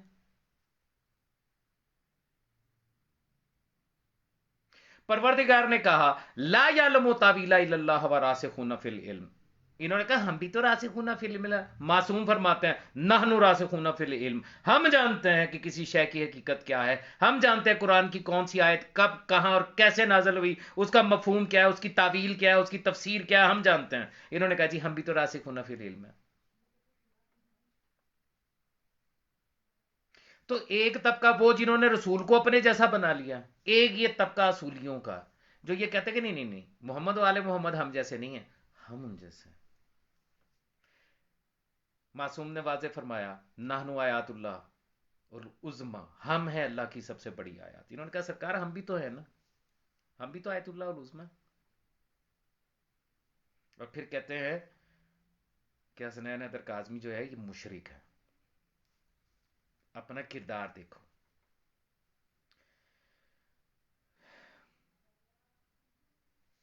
مجز سادات، ہاں جی آپ نے لکھا ہے جو ترجمہ میں نے پڑھا ہے، کدھر گیا کمنٹس اوپر نیچے ہو گئے. چلے بہرحال میں نے جو آیت پڑھی ہے نا، آیا اولی الامر جس کا ہے، جس کا ترجمہ میں نے آپ کے سامنے پیش کیا، اطیعوا اللہ و اطیعوا الرسول و اولی الامر منکم فان تنازعتم فردوہ الی اللہ والرسول. اب بہت ساری چیزیں ایسی ہیں کہ جو کتب کے اندر موجود ہیں، لیکن آپ ظاہر ہے اس کا اس طریقے سے برسر عام نہ تو اظہار کر سکتے ہیں نہ تذکرہ کر سکتے ہیں. آج میں اگر کوئی آیت لگاتا ہوں پوسٹ کے اندر، میں کہتا ہوں کہ دیکھو یہ اس آیت میں قرآن حکیم میں پروردگار عالم نے یہ فرمایا اور یہ منع کیا ہے، تو وہ کہتے ہیں اسے پچھلی والی آیت پڑھ کے دکھاؤ.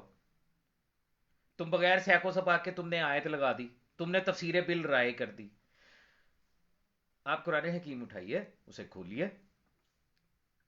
کائنات جانتی ہے، مسلمانوں کا ہر طبقہ جانتا ہے، ہر طبقہ. مخدوم سید صادقین، آپ پلیز اب دوبارہ لکھ دیجیے گا کیونکہ کمنٹس اوپر چلے گئے اور میرے لیے تلاش کرنا مشکل ہو جائے گا. آپ دوبارہ اپنا لکھ دیں کہ جو بھی آپ نے کہا ہے. کائنات جانتی ہے، مسلمانوں کا ہر طبقہ اس بات کے اوپر جانتا ہے کہ یہ جو آیت تطہیر ہے، انما یرید اللہ لیذھب عنکم الرجس اہل البیت ویطہرکم تطہیرا، یہ جو ہے مخصوص ہے پنجتن پاک صلوات اللہ علیہ اجمعین کے لیے. جب چادر کے نیچے تحت کسا سب کرو، وہ جو حدیث کسا ہم پڑھتے ہیں اس کے نیچے اکٹھے ہوئے تب یہ آیت نازل ہوئی. ایسا ہی ہے نا. لیکن اگر آپ قرآن حکیم کھولیں اور جہاں یہ آیت موجود ہے اس آیت سے پہلی آیت پڑھیں تو اس میں تذکرہ ہو رہا ہے ازواج مطہرات کا، سرکار رسالت مآب صلی اللہ علیہ وآلہ وسلم. تو کیا آپ اس کے تسلسل کے ساتھ اب آپ یہ کہیں گے کہ یہ جو انما یرید اللہ والی آیت ہے یہ اللہ جل جلالہ نے ازواج مطہرات کے لیے، یا اس کے بعد اس سے ساتھ تذکرہ آ رہا ہے حلال اور حرام کا، خنزیر جو ہے وہ اس کو حرام قرار دیا گیا کہ وہ نجس ہے، وہ تمہارے لیے حرام ہے. تو کیا اس کا مطلب یہ ہے کہ وہ ساری چیزیں جو ہے وہ کرنے کے بعد اللہ ہم سے یہ چاہ رہا ہے کہ ہمارے بارے میں چاہ رہا ہے کہ تم خنزیر وغیرہ مت کھاؤ اور اس قسم کی چیزیں نہ کھاؤ تاکہ تم پاک اور طاہر اور مطہر رہ سکو، اور اللہ کا ارادہ کہ تمہیں پاک طاہر نہیں نا. جہاں ان کو اپنا مطلب نظر آتا ہے وہاں کبھی نہیں کہتے اسے پچھلی آیت پڑھ لیں. اچھا ایک نیا کام بھی ہے ان کے ہاں، آپ کوئی آیت بتائیں میں جس میں تذکرہ ہو، بنی اسرائیل کا تذکرہ ہو یا کچھ ہو. یہ تو اس قوم کے لیے ہے. وہی اللہ میاں نے یہ قصے کہانیاں تمہیں بیڈ ٹائم سٹوریز کے لیے بتائی ہیں. کیا قرآن حکیم کی ہر آیت کا جو اطلاق ہے وہ روز محشر تک نہیں ہے یا نہیں؟ تو اگر کوئی پچھلی آیت جو ہے وہ میں اس کو پڑھتا ہوں اور میں اگر لگاتا ہوں تو جی وہ پچھلا سیاق و سباق اور یہ اور وہ اور پتہ نہیں کیا کیا کہانی. کیوں؟ اس لیے کہ اس میں ان کا فائدہ ہے. ٹھیک ہے، تو یہ بھی ان کی کہانیاں پھکیاں، مقلدین ہے نا، پھکی پہ چلتے ہیں. مرزا علی فرزند صاحب فرما رہے ہیں سید ولایت تکوینی کی وضاحت کیجیے گا. ولایت تکوینی کیا ہے؟ مرزا علی فرزند میں نے آگے مثالیں بھی دی ہیں آپ کو. مخدوم سید صادقین، کیک پہ مولا کا نیم لکھوا کے کٹ سکتے ہیں؟ میں مخدوم آپ نے بڑا اہم سوال اٹھایا ہے اور میں نے کئی مرتبہ ارادہ کیا تھا کہ اس کے حوالے سے کبھی گفتگو کروں گا، لیکن ظاہر ہے نئی ذہن میں رہتا دوسری باتوں میں. بڑا اچھا کیا آپ نے یہ سوال کر کے. میں آپ کو ایک واقعہ سنا رہا ہوں کیونکہ میں اپنے پاس سے تو کچھ کہتا نہیں. الحمدللہ میں جو بات کرتا ہوں اس کے ساتھ معصومین علیہ الصلوۃ والسلام کی سنت میں سے یا حدیث میں سے یا قرآن کی آیت جو ہے اس میں سے کچھ نہ کچھ بتاتا ہوں. آپ نے یہ سوال پوچھا ہے کہ مرزا علی فرزند، اس کے بعد میں آپ کے سوال کا جواب دیتا ہوں. آپ نے مجھ سے یہ پوچھا کہ کیک کے اوپر مولا کا نام لکھوا کے اور پھر اس کو کاٹنا جو ہے کیا یہ صحیح ہے؟ ایک معاہدہ ہوا تھا کفار مکہ کے درمیان اور سرکار رسالت مآب کے درمیان، جسے دنیا صلح حدیبیہ کہتی ہے. اور میں ہمیشہ یہ کہتا ہوں صلح امام حسن مشہور ہے اور صلح حدیبیہ مشہور ہے. صلح نہیں تھی، حق اور باطل کے درمیان کبھی صلح نہیں ہوا کرتی نہ، معاہدہ ہوتا ہے، پیکٹ ہوتا ہے.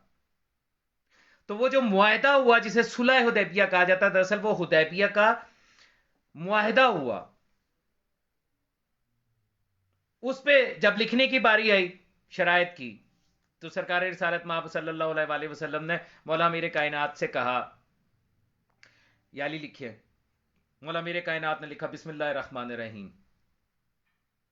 یہ معاہدہ ہے کفار مکہ اور محمد الرسول اللہ کے درمیان. کافروں نے اعتراض کر دیا. انہوں نے کہا اگر ہم ان کو رسول ہی مان لیں تو پھر تو ہمارا جھگڑا ہی ختم ہو جائے گا، اس کو کاٹیں اور لکھیں محمد ابن عبداللہ. مولا میرے کائنات علیہ الصلوۃ والسلام نے فرمایا میں نہیں کٹوں گا، میں نہیں کاٹ سکتا. سرکار رسالت مآب صلی اللہ علیہ وآلہ وسلم نے وہ کاغذ قلم لے کے اپنے ہاتھ سے رسول اللہ کا لفظ کاٹا اور ابن عبداللہ علیہ السلام لکھا. جو لوگ آج کیک کے اوپر مولا کا نام لکھتے ہیں اور اس کے بعد پھر اس کو کاٹتے ہیں، چاہے جشن کے عنوان کے ساتھ ہی کرتے ہیں، یہ واقعہ میں نے ان کے لیے بیان کیا. اور میرا خیال ہے کہ جن کو سمجھ آنی چاہیے ان کو سمجھ آ گئی ہوگی. آپ کا لفظ جشن لکھ دینا کافی ہے. معصوم کا نام آپ کاغذ پہ لکھیں اور خدا نہ خواستہ کوئی اس میں مسٹیک ہو جائے تو آپ اس کو مت کاٹیں. کجا یہ کہ کیک کے اوپر لکھ کے آپ اس کو تلوار سے کاٹ رہے ہیں، مناسب نہیں ہے۔ باقی آپ کا اپنا اختیار ہے، آپ کی اپنی سوچ ہے، اگر آپ کے پاس اس سے بہتر کوئی دلیل ہے کہ آپ کر سکتے ہیں تو ضرور کریں بھائی، مجھے کوئی اعتراض نہیں ہے، لیکن میری عقل فہم اور محدود علم کے مطابق ایسا نہیں کرنا چاہیے۔ ٹھیک ہے بھائی، یہ آپ کے سوال کا جواب تھا۔ اچھا جی، دوسرا سوال جو تھا وہ انہوں نے پوچھا تھا کہ ولایت تکوینیہ جو ہے یہ کیا ہے؟ ولایت تکوینیہ کیا ہے؟ تکوین، تکوین کہتے ہیں کسی شے کو بنانے کو، کسی شے کو بنانے کو۔ ولایت تکوینیہ یعنی ایسی ولایت جس میں کسی شے کو بنانے کا اختیار موجود ہے۔ یہ میں آسان لفظوں میں آپ کو بتا رہا ہوں، قضاء اور قدر کو تبدیل کرنے کا اختیار موجود ہے۔ قرآن حکیم آپ پڑھیے، سورہ یاسین میں پروردگار فرما رہا، سورج اور چاند کی گفتگو کرتے ہوئے بڑی واضح آیت ہے کہ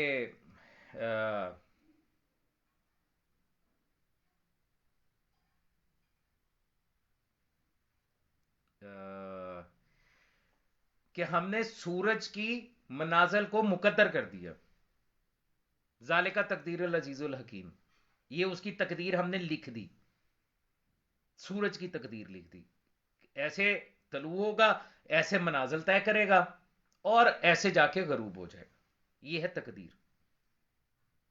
ولایت تکوینیہ یہ ہے کہ اس تقدیر کو پلٹ سکتا ہے،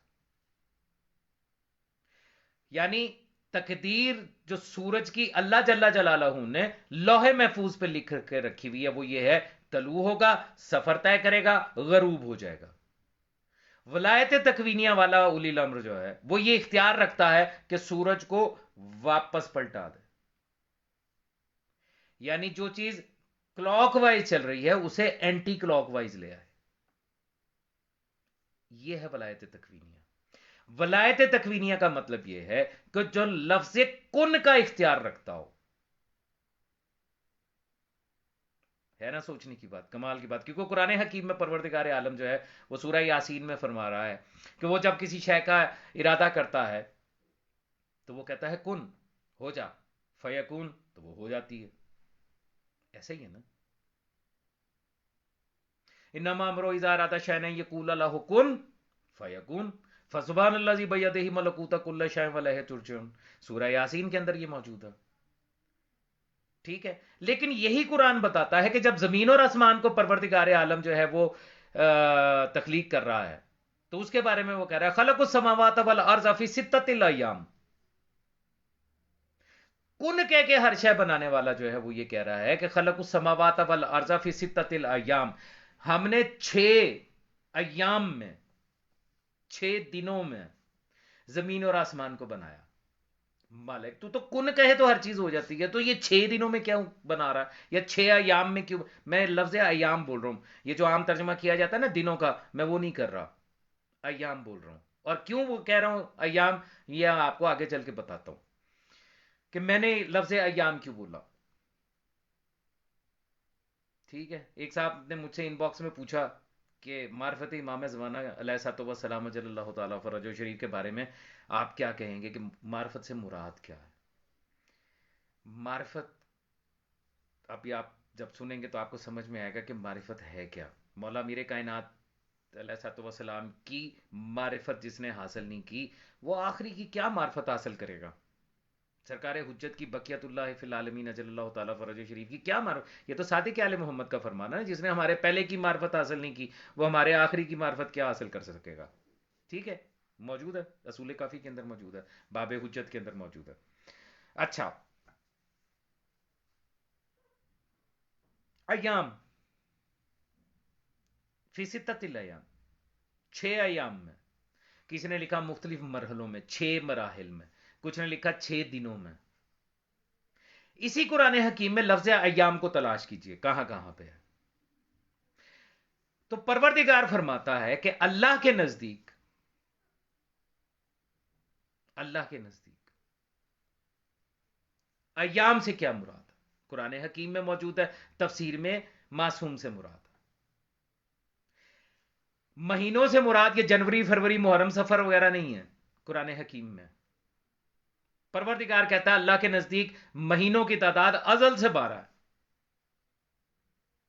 اور جب معصوم سے پوچھا گیا کہ مولا یہ بتائیے کہ یہ جو مہینوں کا تذکرہ کیا گیا ہے کہ اللہ کے نزدیک 12 مہینے ہیں، تو اس سے مراد کیا ہے؟ تو مولا نے فرمایا اس سے مراد ہم ائمہ ہیں، ہم ائمہ ہیں. پھر اسی آیت میں کہا گیا اور ان میں سے 4 جو ہیں وہ حرمت والے ہیں. لوگوں نے یہ محرم سفر وغیرہ کو بھی بنا دیا کہ جی یہ جو ہیں یہ بھی حرمت والے ہیں. کوئی اعتراض نہیں ہے، یقیناً ہیں حرمت والے ہیں، لیکن اصل حقیقت کیا ہے؟ اصل حقیقت یہ ہے کہ اس میں آیت میں جب تفسیر معصوم کو آپ تلاش کرتے ہیں تو پتہ چلتا ہے کہ امام سجاد علیہ الصلوۃ والسلام یعنی مولا میر کائنات پہلے علی، مولا سجاد علیہ الصلوۃ والسلام دوسرے علی، مولا امام علی رضا علیہ الصلوۃ والسلام تیسرے علی، سرکار علی نقی علیہ الصلوۃ والسلام چوتھے علی. معصوم سے پوچھا گیا کہ یہ جو حرمت والے ہیں اسے آپ نے فرمایا وہ جو 4 علی ہیں. مولا یہ آپ تو سارے ہی جو ہیں وہ حرمت والے ہیں، تو یہ 4 علی کیوں ہیں؟ تو مولا نے مسکراتے ہوئے فرمایا اس لیے کہ ان کو اللہ جل جلالہ نے اپنا اسم علی عطا کیا. ہم عام طور پہ تمام شیعہ جو اس بات پہ بڑے نعرے مارتے ہیں کہ مولا امیر کائنات کو جو اسم ملا ہے وہ اللہ جل جلالہ کا ملا، علی اس کا اسم ہے، ان کا بھی اسم ہے، اللہ نے ان کو دیا. سرکار امام علی زین العابدین علیہ الصلوۃ والسلام کا اسم علی جو ہے وہ کس سے ہے؟ سرکار امام علی رضا بادشاہ علیہ الصلوۃ والسلام جو ہیں ان کا اسم علی جو ہے وہ کس کا ہے؟ سرکار امام علی نقی علیہ الصلوۃ والسلام جو ہیں ان کا اسم علی جو ہے وہ کس کا ہے؟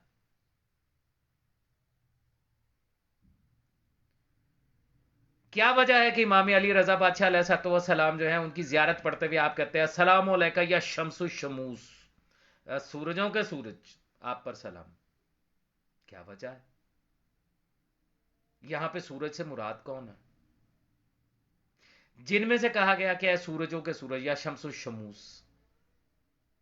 مولا امام زین العابدین علیہ السلام کو فرمایا سید الساجدین ہیں آپ، زین العابدین ہیں آپ.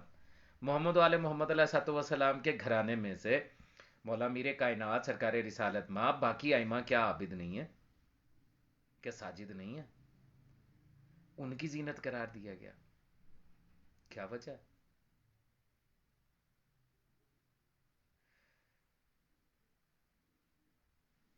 اصولی ملاؤں نے یہ توضیح المسائل پھکی والے جو ہیں انہوں نے لوگوں کو حیض، نفاس، غسل جنابت، غسل استمنا، استبرا، استنجا اس قسم کے مسائل میں اتنا پھنسا دیا ہے کہ آج کا شیعہ نوجوان معرفت کی طرف جاتا ہی نہیں ہے.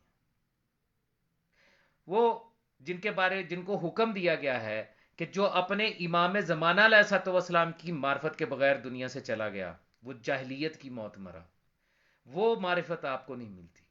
میں نے کئی مرتبہ چیلنج کیا، میں پھر چیلنج کرتا ہوں، آج پھر چیلنج کر رہا ہوں. وقت بھی 1 گھنٹے سے زیادہ ہو گیا آپ سے گفتگو کرتے ہوئے،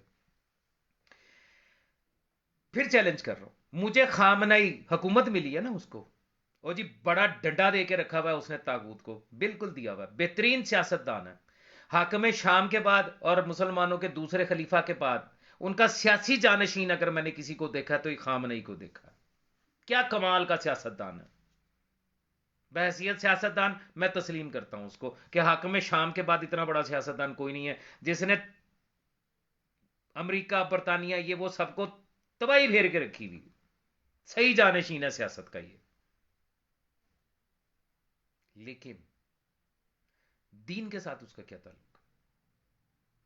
مذہب کے لحاظ سے اس کا کیا تعلق؟ وہاں پہ اس کو تم نے ولی الامر اور امام کیسے بنا لیا؟ وہاں پہ اس کی ولایت تم کہاں سے لے آئے؟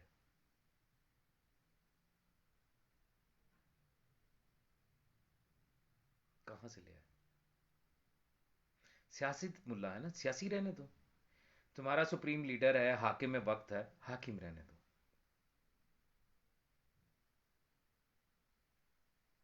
اس کو ہمارے سروں پہ مسلط نہ کرو ولی الامر اور امام بنا کے. ٹھیک.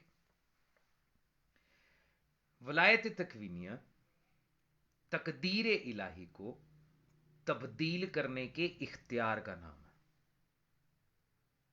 ولایت تکوینیہ کا حامل مشیت الہیہ اور ارادہ الہیہ کے مظہر کا نام ہے. یہ صرف اور صرف ان کے پاس ہوتی ہے جو ڈائریکٹ اللہ جل جلالہ کے نور سے صادر ہوتے ہیں. مولا سے کسی نے پوچھا تھا مولا یہ بتائیے کیا آپ کو مخلوق کہا جا سکتا ہے؟ آپ نے کہا اس حوالے سے کہہ سکتے ہو کہ ہم اللہ کے بعد ہیں، ورنہ ہم وہ ہیں جو اللہ جل جلالہ کے نور سے صادر ہوئے ہیں. صادر ہونا سمجھتے ہو کیا ہوتا؟ سورج کی کرنیں اس سے صادر ہوتی ہیں. سمجھ آئی؟ پھول سے اس کی خوشبو صادر ہوتی ہے. اب کہو کہ کرنیں سورج کی مخلوق ہیں، کہہ سکتے ہو؟ خوشبو پھول کی مخلوق ہے، کہہ سکتے ہو؟ نہیں نہ کہہ سکتے. سورج جب سے ہے تب سے اس کی کرنیں ہیں. ایسا کوئی دور نہیں گزرا سورج کے اوپر کہ جب اس کو خلق کیا گیا، جب اس کو بنایا گیا تو اس کی کرنیں اس وقت تک ظاہر نہیں ہوئی تھیں.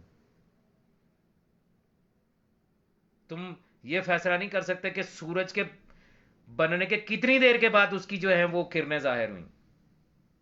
نہیں کر سکتے فیصلہ.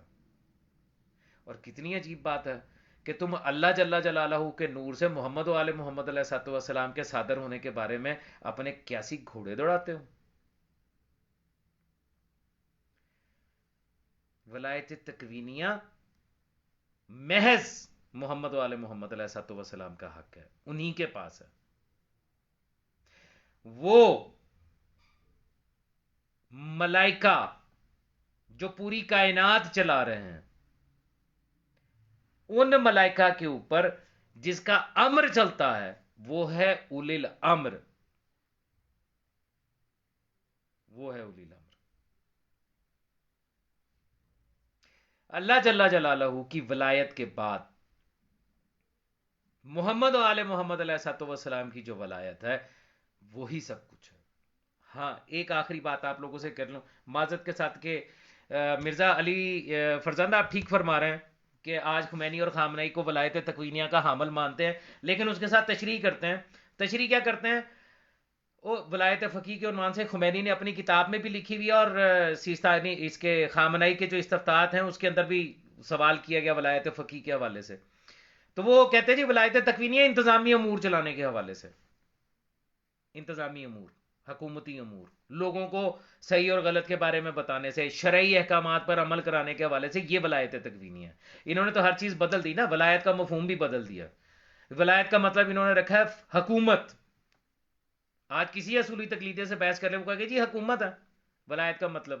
اور خامنئی چونکہ اس وقت اس کے پاس حکومت ہے تو اس کی ولایت دوسرے مرجع تک، بلکہ میں آپ کو دکھاتا ہوں یار، ٹھہرے میں آپ کو دکھاتا ہوں. یہ بات خود خامنئی اپنی توضیح المسائل میں کہہ رہا ہے. ٹھیک ہے. اور آپ جانتے ہیں کہ مجھے تو مزہ ہی تب آتا ہے کہ جب میں جو حقیقت ہے، جو دلیل ہے وہ ساتھ پیش کروں، دکھاؤں. ولایت فقیہ کے عنوان کے ساتھ ذرا دیکھیے گا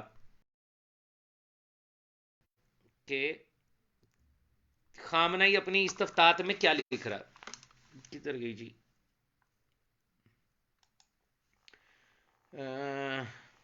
یہ نجفی کی ہے، یہ ہے استفتاحات. ٹھیک ہے جی. اس کو میں آپ کو پہلے اس کا سرورق دکھا دوں کہ یہ پہلا حصہ ہے استفتاحات کا، دوسری اشاعت ہے. ان کے وڈی آیت خامنئی مترجم معرف اسلام پبلشرز. اچھا اب یہ جو ہے اردو ترجمے میں ہے لیکن اس کے اوپر کوئی مسئلہ نہیں ہے کسی کو. کاظم آپ نے جو سوال کیا نا مختومہ کائنات کے عنوان کے ساتھ، یہ حدیث جو ہے یہ بن لا یحذر الفقیہ کے اندر موجود ہے.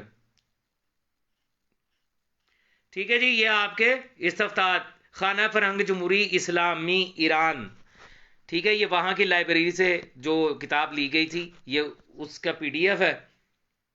یہ اس کے اوپر باقاعدہ سٹیمپ لگی ہوئی ہے، مکمل ISBN نمبر وغیرہ یہ وہ سارا کچھ موجود ہے. ٹھیک ہے. یہاں پہ شروع میں اس کا تعارف ہے، خامنئی نے کہاں سے تعلیم حاصل کی، کیا کیا کیا نہیں کیا. یہ یہاں پر تقلید پہلا چیپٹر ہے، وہ تو ہر توضیح المسائل کا پہلا چیپٹر ہی یہی ہے. اسی کے اندر آگے ایک باب ہے ولایت فقیہ کے نام سے.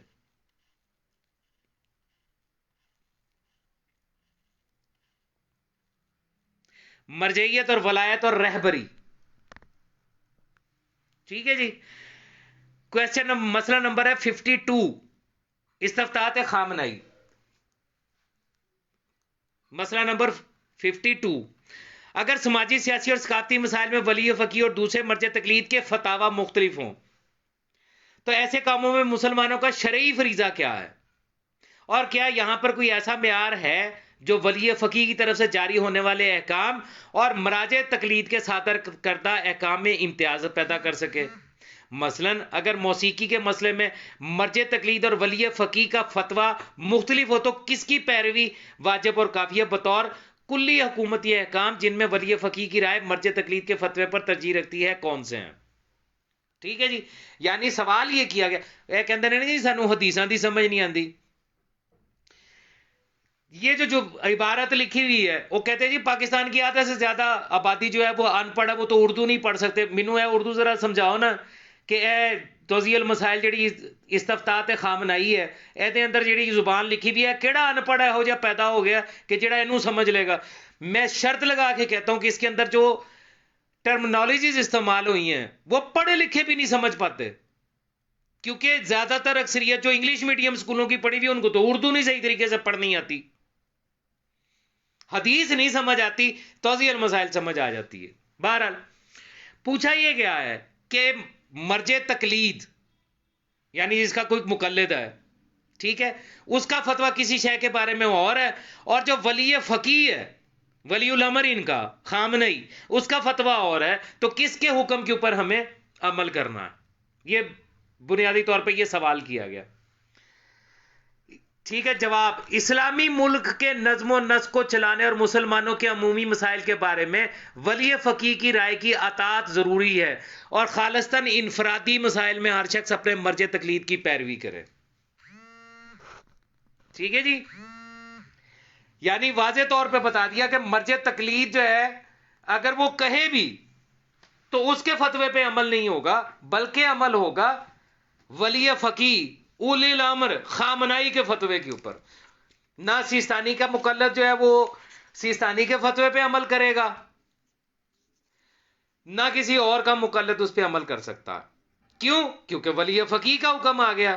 بھیا آج کا حسین ہے نا تمہارا، آج کا علی ہے نا تمہارا، آج کا ولی الامر ہے نا تمہارا، امام ہے نا تمہارا، تم پہ تو ویسے ہی واجب ہے کہ جب یہ کسی چیز کے بارے میں فتویٰ دے دے تو دوسرے مرجع تقلید کے فتوے کی ایسی کی تیسی پھیر کے رکھ دو. آج کے حسین کو، آج کے ولی الامر کو، آج کے امام کو چھوڑ کے تم کسی دوسرے کی تقلید کیسے کر سکتے ہو؟ نصرت علی مولا میر کائنات علیہ السلام. اسی میں آگے چلتے ہیں. یہ مسئلہ نمبر 55 نمبر، یہ دیکھیے گا. سوال نمبر 55، ولی فقیہ کا حکم یا فتویٰ کس حد تک قابل عمل ہے، اور اگر یہ مراجع عالم کی رائے کے خلاف ہو تو ان دونوں میں سے کس پر عمل کیا جائے اور کس کو ترجیح دی جائے؟ جواب لکھا گیا، ولی فقیہ کے حکم کا اتباع تمام لوگوں پر واجب ہے اور مرجع تقلید کا فتویٰ اس کا مقابلہ نہیں کر سکتا. علی وقار مہدی مولا میر کائنات علیہ السلام. یعنی جو ان کا ولی الامر اور امام ہے اس کے فتوے کا مقابلہ کوئی دوسرا مرجع تقلید بھی نہیں کر سکتا. اب یہاں پہ مجھے یاد آ گیا بیچارہ تقی ہاشمی، وہ مجھے کہتا بھائی جس کے لیے جو عالم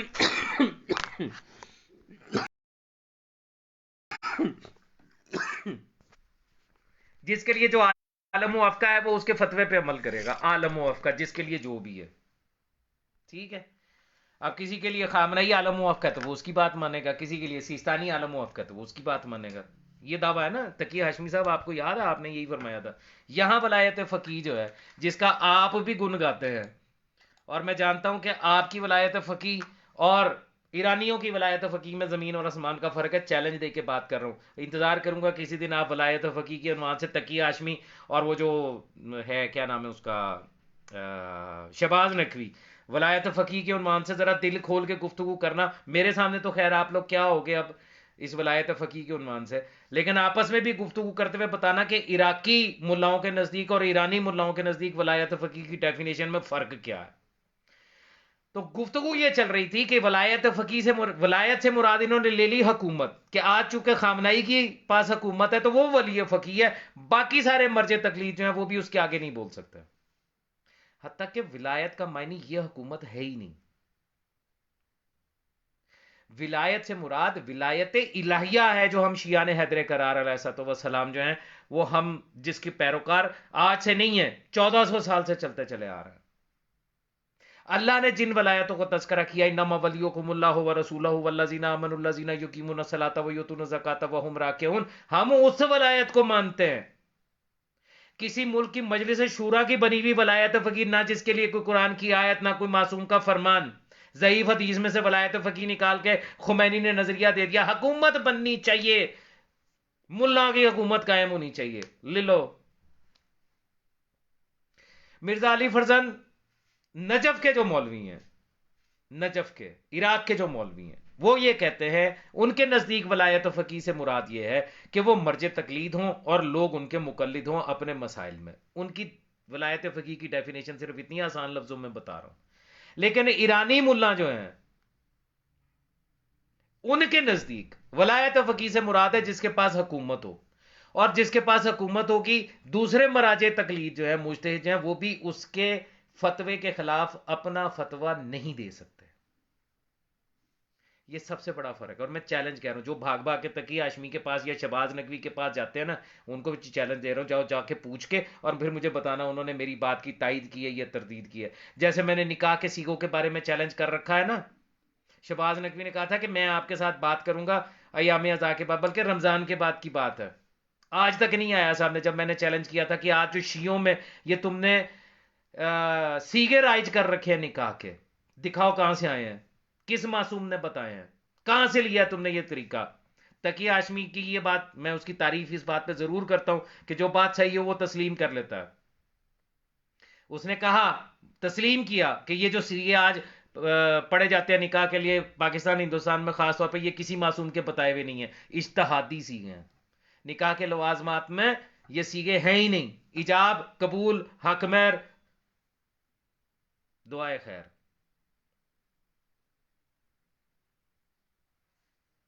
ٹھیک ہے, اسی طریقے سے میں چیلنج کر رہا ہوں, جاؤ جا کے پوچھ کے آؤ جن تک تم بڑی آسانی سے بھاگ بھاگ کے جاتے ہو, تقی ہاشمی سے بھی اور شہباز نقوی سے بھی, عراقی ملاؤں کے ان کے مراجوں کے ولایت فقیہ سے مراد کیا ہے اور ایرانیوں سے مراد کیا ہے.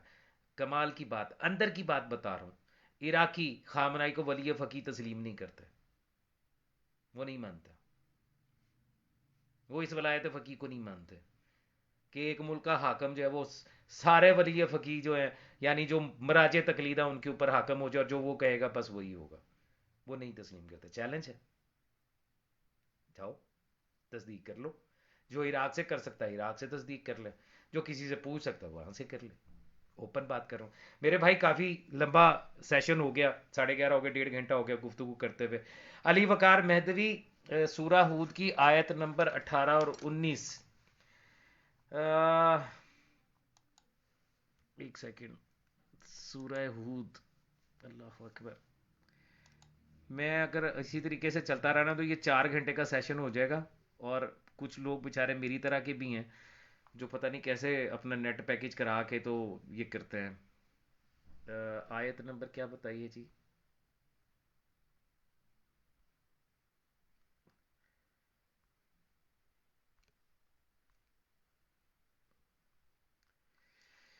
اللہ اکبر.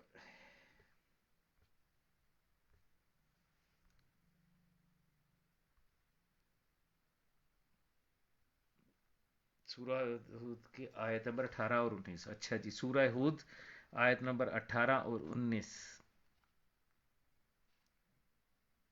18 19. آہا ومن ازلم، بسم اللہ الرحمن الرحیم، ومن ازلم ممن افترا علی اللہ کذبا، اس سے بڑا ظالم کون ہے جو افطرا کرے، جھوٹ باندھے اللہ پر. اولئک یرزون علی ربہم، یہ وہ لوگ ہیں جو پیش کیے جائیں گے اپنے رب کے سامنے. میں صدقے نہ چلا جاؤں، کیا بات ہے قرآن حکیم کے کلام کی. جہاں پر اللہ نے لفظ اللہ استعمال کرنا تھا وہاں اللہ استعمال کیا، اور جہاں پر لفظ رب استعمال کرنا تھا وہاں لفظ رب استعمال کیا، اللہ استعمال نہیں کیا. صاحبان نقطے کے لیے نقطہ ہے یہ. وہ یقولو، اور پھر یہ کہیں گے اشہادو ہا اولئک الذین کذبوا علی ربہم. پھر ان کو جب رب کے سامنے پیش کیا جائے گا، اور پھر جو گواہ ہے وہ یہ کہیں گے کہ یہی ہیں جنہوں نے اپنے رب پر افطرا کیا تھا، جھوٹ باندھا تھا. اللہ لعنت اللہ علی الظالمین، تو اللہ کی لعنت ہے ایسے ظالمین پہ. اللہ پہ کیا کوئی جھوٹ باندھے گا؟ ذرا آپ نے کبھی غور کیا اللہ پہ کیا جھوٹ باندھے گا؟ اللہ پہ جھوٹ کیسے باندھا جا سکتا؟ سوچا کبھی؟ اللہ پہ جھوٹ صرف ایک طریقے سے باندھا جا سکتا ہے، اور وہ اللہ پہ جھوٹ کیسے باندھا جا سکتا ہے کہ کوئی شخص یہ اپنی بات یہ کہہ کے لوگوں کے سامنے پیش کر دے کہ یہ اللہ کی طرف سے ہے. رسول، انبیاء، اولی العزم پیغمبر، یہ تو جو کچھ کہتے تہتے وہی کہتے ہیں، یہ تو اسی کی طرف سے بھیجے ہوئے ہیں، یہ تو اس کے اوپر جو ہے وہ نہیں کریں گے. تو جو تہتے وہی ہوتا ہے وہ تو اللہ کا کلام ہوتا ہے. اب اللہ کے کلام کے بعد، معصومین کے بعد ایسی کون سی چیز ہے کہ جو اللہ کی جانب سے نہیں ہے لیکن یہ کہہ دیا جائے کہ یہ اللہ کی طرف سے ہے، یا لوگ یہ سمجھ کے اس کو تسلیم کر لیں کہ یہ اللہ کی طرف سے ہے. ایک ہی چیز باقی بچتی ہے، وہ سورہ توبہ کی آیت کی تفسیر میں جو میں نے صادق آل محمد کا فرمان سنایا تھا، حدیث سنائی تھی باب تقلید سے، اصول کافی کے باب تقلید سے صرف ایک چیز باقی بچتی ہے، اور وہ ہے فتویٰ. فتویٰ، کیونکہ ایک مجتہد نہیں جانتا، نہیں معلوم اس کو کہ کسی شے کی حقیقت کیا ہے. وہ چیزوں کے ظواہر کو دیکھ کے، آپ کے سوال کو دیکھ کے، اور اس کے مطابق تحقیق کر کے، ظاہری چیزوں کو دیکھ کے استنباط کر کے آپ کو جواب دیتا ہے. حقیقت نہیں جانتا. اگر حقیقت جانتے ہوتے تو ایک کے لیے کوئی چیز حلال اور دوسرے کے لیے حرام نہیں ہوتی. اور یہ بات میں اپنے پاس سے نہیں کہہ رہا ہوں، یہ نہج البلاغہ میں نے آپ کو پہلے بھی دکھائی. اس کا خطبہ نمبر اٹھا لیجئے، خطبہ نمبر 18. مولا میر کائنات نے تو جو کچھ فرمایا وہ یقیناً آپ لوگوں نے سن رکھا ہے. اس خطبے کے اندر جو کچھ ہے وہ بہت سے لوگوں نے پڑھا بھی ہوگا. ٹھیک ہے، اس کی جو میں آپ کو سنانے لگا ہوں وہ ہے تفسیر جو مفتی جعفر نے کی 18 نمبر خطبے کی. اس کے اندر ایک دو جملے بڑے کمال کے ہیں، میں آپ کو چلو وہ سنانا چاہ رہا ہوں کہ اس نے کیا لکھا ہے. مفتیوں کے حوالے سے گفتگو ہوئی، آپ جانتے ہیں خطبہ نمبر 18 مفتیوں کے بارے میں، فتویٰ دینے والوں کے بارے میں. اس کا عنوان بھی یہی ہے کہ مفتیوں کے مختلف الآراء ہونے کی مذمت میں فرمایا. ٹھیک ہے نا، یہی عنوان ہے 18 نمبر خطبے کا. یہاں پر مولا میر کائنات نے یہ فرمایا، جملے بڑے دھیان سے سنیے گا. میں صدقے نہ ہو جاؤں. ابھی فتاوی میں علماء کے مختلف آراء ہونے کی مذمت میں فرمایا، جب ان میں سے کسی ایک کے سامنے کوئی معاملہ فیصلے کے لیے پیش ہوتا ہے تو وہ اپنی رائے سے اس کا حکم لگا دیتا ہے. پھر وہی مسئلہ بائینہ ہو دوسرے کے سامنے پیش ہوتا ہے تو وہ اس پہلے کے خلاف حکم دے دیتا ہے. اور کمال یہ کہ وہ پھر یہ تمام کے تمام قاضی اپنے خلیفہ کے پاس جمع ہوتے ہیں، ولی الامر جس نے انہیں قاضی بنا رکھا ہے، وہ تو سب کی رائےوں کو صحیح قرار دیتا ہے. وہی جو میں نے آپ کو بات کہی تھی کہ آپ اپنے مرج تقلید کے فتوے کے مطابق عمل کریں. مولا میرے کائنات فرما رہے ہیں، میں نے تو نہیں کہا. کہ جب ان سے پوچھا جاتا ہے کہ دونوں میں سے صحیح کون ہے تو وہ کہتا ہے دونوں ٹھیک ہے، دونوں ٹھیک ہے، دونوں ٹھیک ہے. اور یہ کیا کہتے ہیں؟ آپ اپنے مرج تقلید کے فتوے کے مطابق عمل کریں. اب یہ جو جملے ہیں یہ دھیان سے سنیے گا، خطبہ نمبر 18 پڑھ رہا ہوں نہج البلاغہ میں سے. حالانکہ ان کا اللہ ایک، نبی ایک اور کتاب ایک ہے. انہیں غور تو کرنا چاہیے کہ اللہ نے انہیں اختلاف کا حکم دیا تھا اور یہ اختلاف کر کے اس کا حکم بجا لاتے ہیں، یا اس نے تو حقیقتاً اختلاف سے منع کیا، اختلاف سے منع کیا ہے.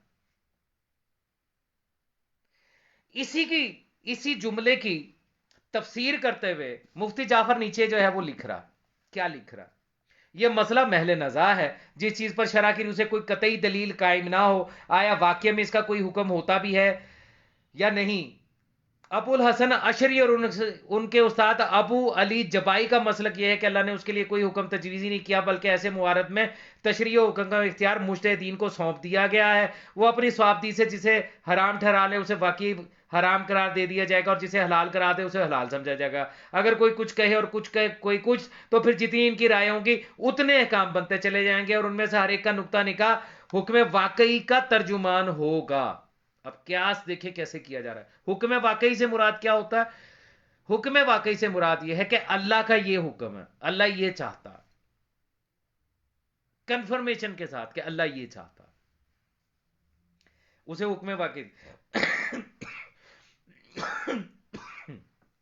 اب مثال آگے دے رہے، مثلا اگر مجتہد کی رائے یہ ٹھہرے کہ نبیذ حرام ہے اور دوسرے مجتہد کی رائے یہ ہو کہ نبیذ حلال ہے، تو واقعہ میں حلال بھی ہوگی اور حرام بھی ہوگی.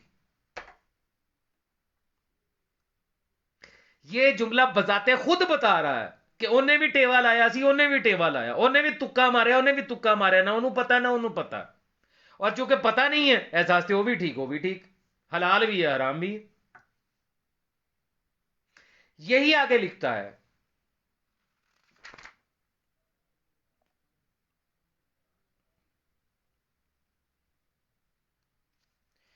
یہ میرے پاس جو کتاب ہے اس کا پیج نمبر 124. ٹھیک ہے جی، اللہ کرے کہ میں آپ کو دکھا سکوں پیج نمبر، بلکہ نہیں، میں آپ کو پلٹ کے سامنے سے دکھاتا ہوں. یہ پیراگراف بڑا قیمتی ہے جو مفتی جعفر نے اسی خطبے کی تشریح کرتے ہوئے لکھا ہے، تفسیر کرتے ہوئے لکھا ہے. یہ بڑا قیمتی ہے، اس کو پڑھیے گا. یہ پیج نمبر دیکھیے گا 124، اس کا یہ والا پیراگراف. فرقہ امامیہ کا نظریہ یہ ہے کہ اللہ نے کسی کو شریعت سازی کا حق دیا ہے، نہ کسی چیز کے حکم کو مجتہد کی رائے کے تابع ٹھہرایا ہے، اور نہ آراء کے مختلف ہونے کی صورت میں ایک ہی چیز کے لیے واقعہ میں متعدد احکامات بنائے ہیں. البتہ اب یہاں پہ یہ عذر پیش کرنے لگا ہے اپنے اجتہاد کو بچانے کے لیے. یہ دیکھیے گا، البتہ جب مجتہد کی حکم واقعی یعنی وہ حکم جو اللہ کی طرف سے ہے، حکم جب مجتہد کی حکم واقعی تک رسائی نہیں ہونے پاتی، تو تلاش و تفحص کے بعد یعنی تحقیق وغیرہ کے بعد جو نظریہ اس کا قرار پاتا ہے، اس پر عمل پیرا ہونا اس کے لیے اور اس کے مقلدین کے لیے کفایت کر جاتا ہے. لیکن اس کی حیثیت صرف حکم ظاہری کی ہوتی ہے. حکم ظاہری یعنی قیاس، شاید اسی لیے ہر فتوے کے نیچے لکھا ہوتا ہے واللہ عالم بالصواب. اس کی حیثیت صرف حکم ظاہری کی ہوتی ہے جو حکم واقعی کا بدل ہے، اور ایسی صورت میں حکم واقعی کے چھوٹ جانے پر وہ معذور قرار پاتا ہے. کیوں؟ اس لیے کہ ان کو اجتہاد بھی کرنا ہے، تقلید بھی کروانی ہے، فتوے بھی دینے ہیں، بزنس ہے. آج کے لیے اتنا ہی. مولا آپ سب کو سلامت رکھے. کاظم، آپ نے یہ پہلے بھی لکھا تھا اور میں نے عرض کیا تھا کہ یہ جو آپ لکھ رہے ہیں نا کہ حدیث قدسی ہے کہ پروردگار عالم نے فرمایا، وہ پوری حدیث کیا ہے؟ پوری حدیث یہ ہے کہ پروردگار عالم نے، یہ سفر معراج میں ملا حضر الفقی کے اندر بھی یہ روایت موجود ہے، پروردگار عالم نے سرکار رسالت میں آپ سے فرمایا، اے حبیب، اے محمد صلی اللہ علیہ وآلہ وسلم، لولاک لما خلقت الافلاک، اگر میں آپ کو نہیں بناتا نا، اگر میں آپ کو نہیں بناتا، یہ کائنات نہ بناتا. سرکار رسالت میں آپ صلی اللہ علیہ وآلہ وسلم نے فرمایا، بے شک میرے پروردگار تو عظیم ہے. پھر پروردگار نے کہا، اور اگر میں علی کو نہیں بناتا نا تو محمد میں آپ کو بھی نہیں بناتا. سرکار رسالت مآب صلی اللہ علیہ وآلہ وسلم نے فرمایا پروردگار بے شک تو عظیم ہے. اور پھر آواز آئی، اور اگر میں مخدومہ کائنات صلوات اللہ علیہ ان کو نہیں بناتا تو اے محمد اور اے علی میں آپ دونوں کو نہ بناتا. اللہ اکبر. یہ روایت موجود ہے، حدیث موجود ہے، اسی طریقے سے موجود ہے. اس کی معرفت اور اس کی ڈیپتھ میں جانے کے لیے صرف ایک جملہ میں بول رہا ہوں، یہ جو ہے نا کہ اگر اے مخدومہ کائنات صلوات اللہ علیہ کو میں نہ بناتا تو اے محمد اور اے علی میں آپ کو بھی نہ بناتا. اس کے لیے صرف 2 اشارے دے رہا ہوں، باقی آپ جانے، آپ کی کوشش جانے، مولا کی عطا جانے، معرفت مولا نے دینی ہے، میری کوئی اوقات بسات نہیں ہے. 2 اشارے دے رہا ہوں، جو سمجھنا چاہے سمجھے، غور کرنا چاہے کرے، تحقیق کیجیے گا. میری بات پہ منون یقین کرنے کی بھی ضرورت نہیں ہے. پہلا اشارہ، سرکار امام تقی جواد علیہ الصلوۃ والسلام فرماتے ہیں اللہم صلی علی محمد و آل محمد، جیسے ہم تم پر اللہ کی حجت ہیں ویسے ہی مخدومہ کائنات صلوات اللہ علیہ ہم پر حجت ہیں. یعنی حجتان خدا پر حجت ہے مخدومہ کائنات صلوات اللہ علیہ.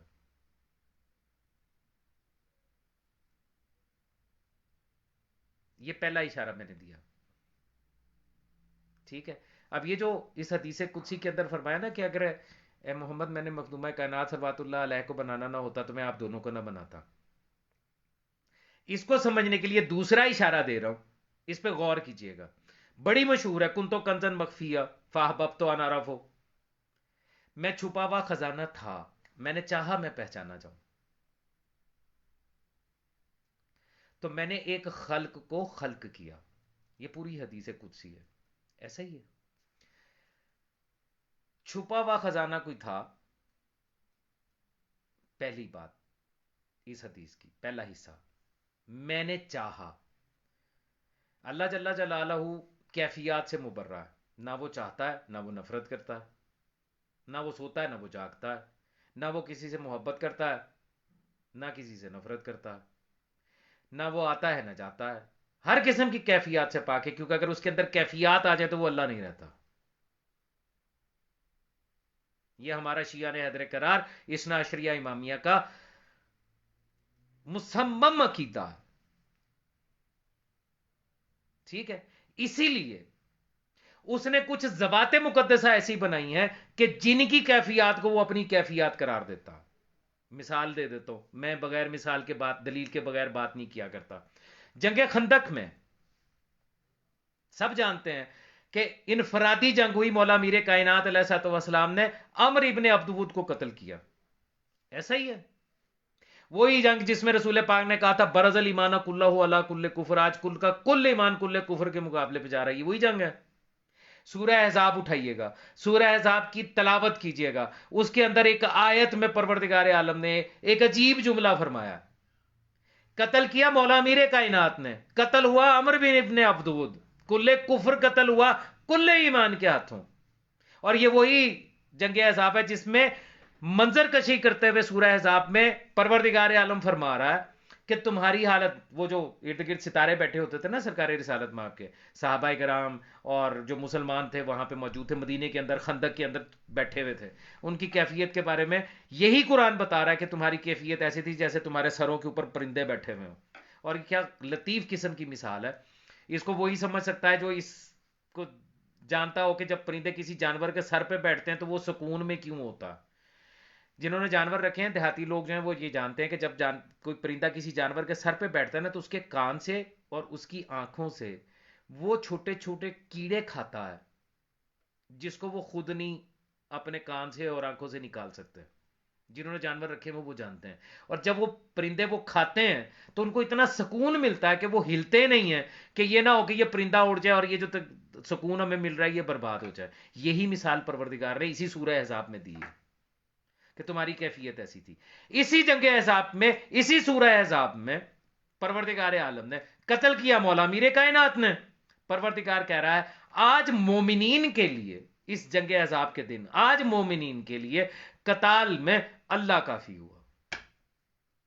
میں نے کہا نا کچھ ذوات مقدسہ ایسی ہیں کہ جن کے فعل کو اللہ اپنا فعل قرار دیتا، وہ خود نہیں کرتا، وہ آنے جانے کھانے پینے غصہ ہونے راضی ہونے ناراض ہونے ان کیفیات سے پاک ہے. ہمارا عقیدہ ہے نا شیعہ نے حیدر قرار کا، لیکن کچھ ہیں جن کی کیفیات کو وہ کیوں رسول نے کہا مخدومہ کائنات صلوات اللہ علیہ کے بارے میں الفاطمہ تو بزت و منی، میرا حصہ ہے. یہ بھی ترجمہ غلط کرتے ہیں کہ میرے جگر کا حصہ ہے، غلط. رسول فرماتے ہیں بزت و منی، میرا حصہ ہے. میرا کیا مطلب ہوا؟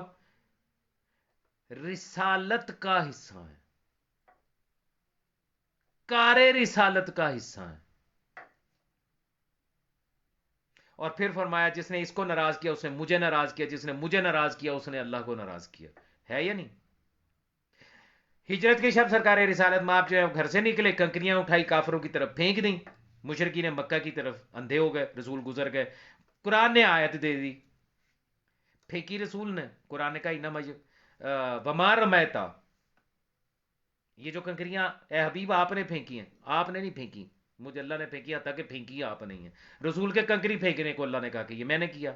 مولا امیر کائنات علیہ الصلوۃ والسلام جو ہے عمر بن عبدوت کو قتل کریں، اللہ کہہ رہا ہے آج قتال میں اللہ کافی ہوا. معاہدہ حدیبیہ کے موقع کے اوپر درخت کے نیچے بیٹھ کے رسول بیعت لے رہے ہوں تو اللہ کہہ رہا ہے انما یبایعونک، یہ جو تیرے ہاتھ پہ بیعت کر رہے ہیں یہ تیرے ہاتھ پہ بیعت نہیں کر رہے، مجھے اللہ کے ہاتھ پہ بیعت کر رہے ہیں. ید اللہ فوق ایدیہم، اللہ کا ہاتھ ان کے ہاتھوں کے اوپر ہے. تو ہیں وہ ہستیاں جن کے افعال کو اللہ اپنا فعل قرار دیتا. میں نے یہ اتنی لمبی تمہید جو باندھی صرف ایک بات کے لیے، جو حدیث قدسی میں نے آپ کو سنائی، جو آپ سنتے ہیں کن تو کنزن مخفیہ فاحببتو، مجھے محبت ہوئی. یہ کس کو محبت ہوئی تھی کہ وہ کنزن مخفیہ جو ہے وہ ظاہر ہو جائے؟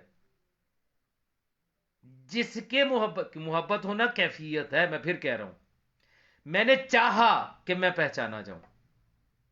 تو یہ جو چاہت ہے یہ کون ہے؟ آپ کے سوال کا جواب آپ کو مل جائے گا. مولا آپ سب کو سلامت رکھے جی.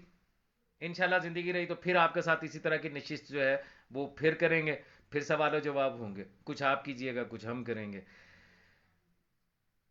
مولا سلامت رکھے اس حادثاتی دور میں ہر مومن مومنہ کی مولائی ماتمی زنجیر زن آزادار منتظرین امام زمانہ کی جان مال عزت اور آبرو کو اپنی پناہ میں رکھیں. ہماری لاکھوں دعاؤں کی سب سے بڑی دعا اللہم اجل ولیک الفرج. میرے مالک اس حادثاتی دور میں، اس انتہا کے فتنے والے دور میں میرے مالک عقیدے بچا لے، ہمارے عقیدوں کی حفاظت فرما. چاروں طرف سے لوگ جو ہے وہ حملہ آور ہے. شیطان نے اللہ سے، جب اللہ نے کہا فخرج منہ انک رجیم، نکل یہاں سے تو لعنتی اور مردود ہو گیا، تو اس نے کہا تھا مجھے اجازت ہے میں آگے سے پیچھے سے دائیں سے بائیں سے چاروں طرف سے اس کے اوپر حملہ کر سکوں، اس بشر آدم کی اولاد کے اوپر. تو اللہ نے کہا جا تجھے اجازت ہے. آج ہمارے عقیدوں کے اوپر چاروں طرف سے حملہ آور ہے. تو میرے مالک کرم نوازی فرماتا ہے، ہمارے عقیدوں کی حفاظت فرما. حقیقی اولی الامر، حقیقی امام زمانہ علیہ الصلوۃ والسلام، حجت خدا، تیری حجت ان کے منتظرین میں رکھ، ان کی ولایت پہ قائم رکھ، اور سب سے بڑی بات ان کی معرفت عطا فرما کہ جن کی معرفت عطا کیے بغیر اگر مر گئے تو جاہلیت کی موت مر گئے. کاظم رضا دونوں ترجمے کیے جاتے ہیں، چھپا ہوا اور چھپایا ہوا دونوں ہوتا ہے. ٹھیک ہے، میں یہاں پہ ابھی اتنی تفصیل کے ساتھ بات نہیں کرنا چاہ رہا کیونکہ یہ بات بڑی لمبی ہو جائے گی. کن تو ماضی کا سیگا ہے، حال کا سیگا نہیں ہے، مستقبل کا سیگا بھی نہیں ہے. کنتو کا مطلب ہی یہ ہے کہ یہ ماضی کی بات ہو رہی ہے. اسی لیے رسول پاک صلی اللہ علیہ وآلہ وسلم نے فرمایا تھا من کنتو، جس کا میں مولا تھا اس کا علی مولا ہے. اسی طرح کنتو کنزن مخفیہ، چھپایا ہوا تھا لیکن جب سے محبت ہوئی ہے کہ میں پہچانا جاؤں، اب میں چھپا ہوا نہیں ہوں. انشاءاللہ اگلی کسی نشست میں بات کریں گے. بے حد درود و سلام محمد و آل محمد علیہ الصلوۃ والسلام اور ان کے پاک گھرانے کے اوپر، اور اتنا درود و سلام کہ جس کی تعداد کا علم سوائے رب محمد و آل محمد علیہ الصلوۃ والسلام اور محمد و آل محمد علیہ الصلوۃ والسلام کسی کے پاس نہ ہو، اور اتنی ہی لعنت ہر دشمن محمد و آل محمد علیہ الصلوۃ والسلام پر، چاہے وہ کسی بھی زمانے میں ہو، ماضی میں تھا، حال میں ہے، مستقبل میں آئے گا، صبح و شام لعنت، بے شمار لعنت، ہر گھڑی ہر سانس کے ساتھ لعنت، ہر دھڑکن کے ساتھ لعنت، بے شمار لعنت۔ اللہم صلی علی محمد و آل محمد وعجل فرجا، یا علی علیہ السلام مدد۔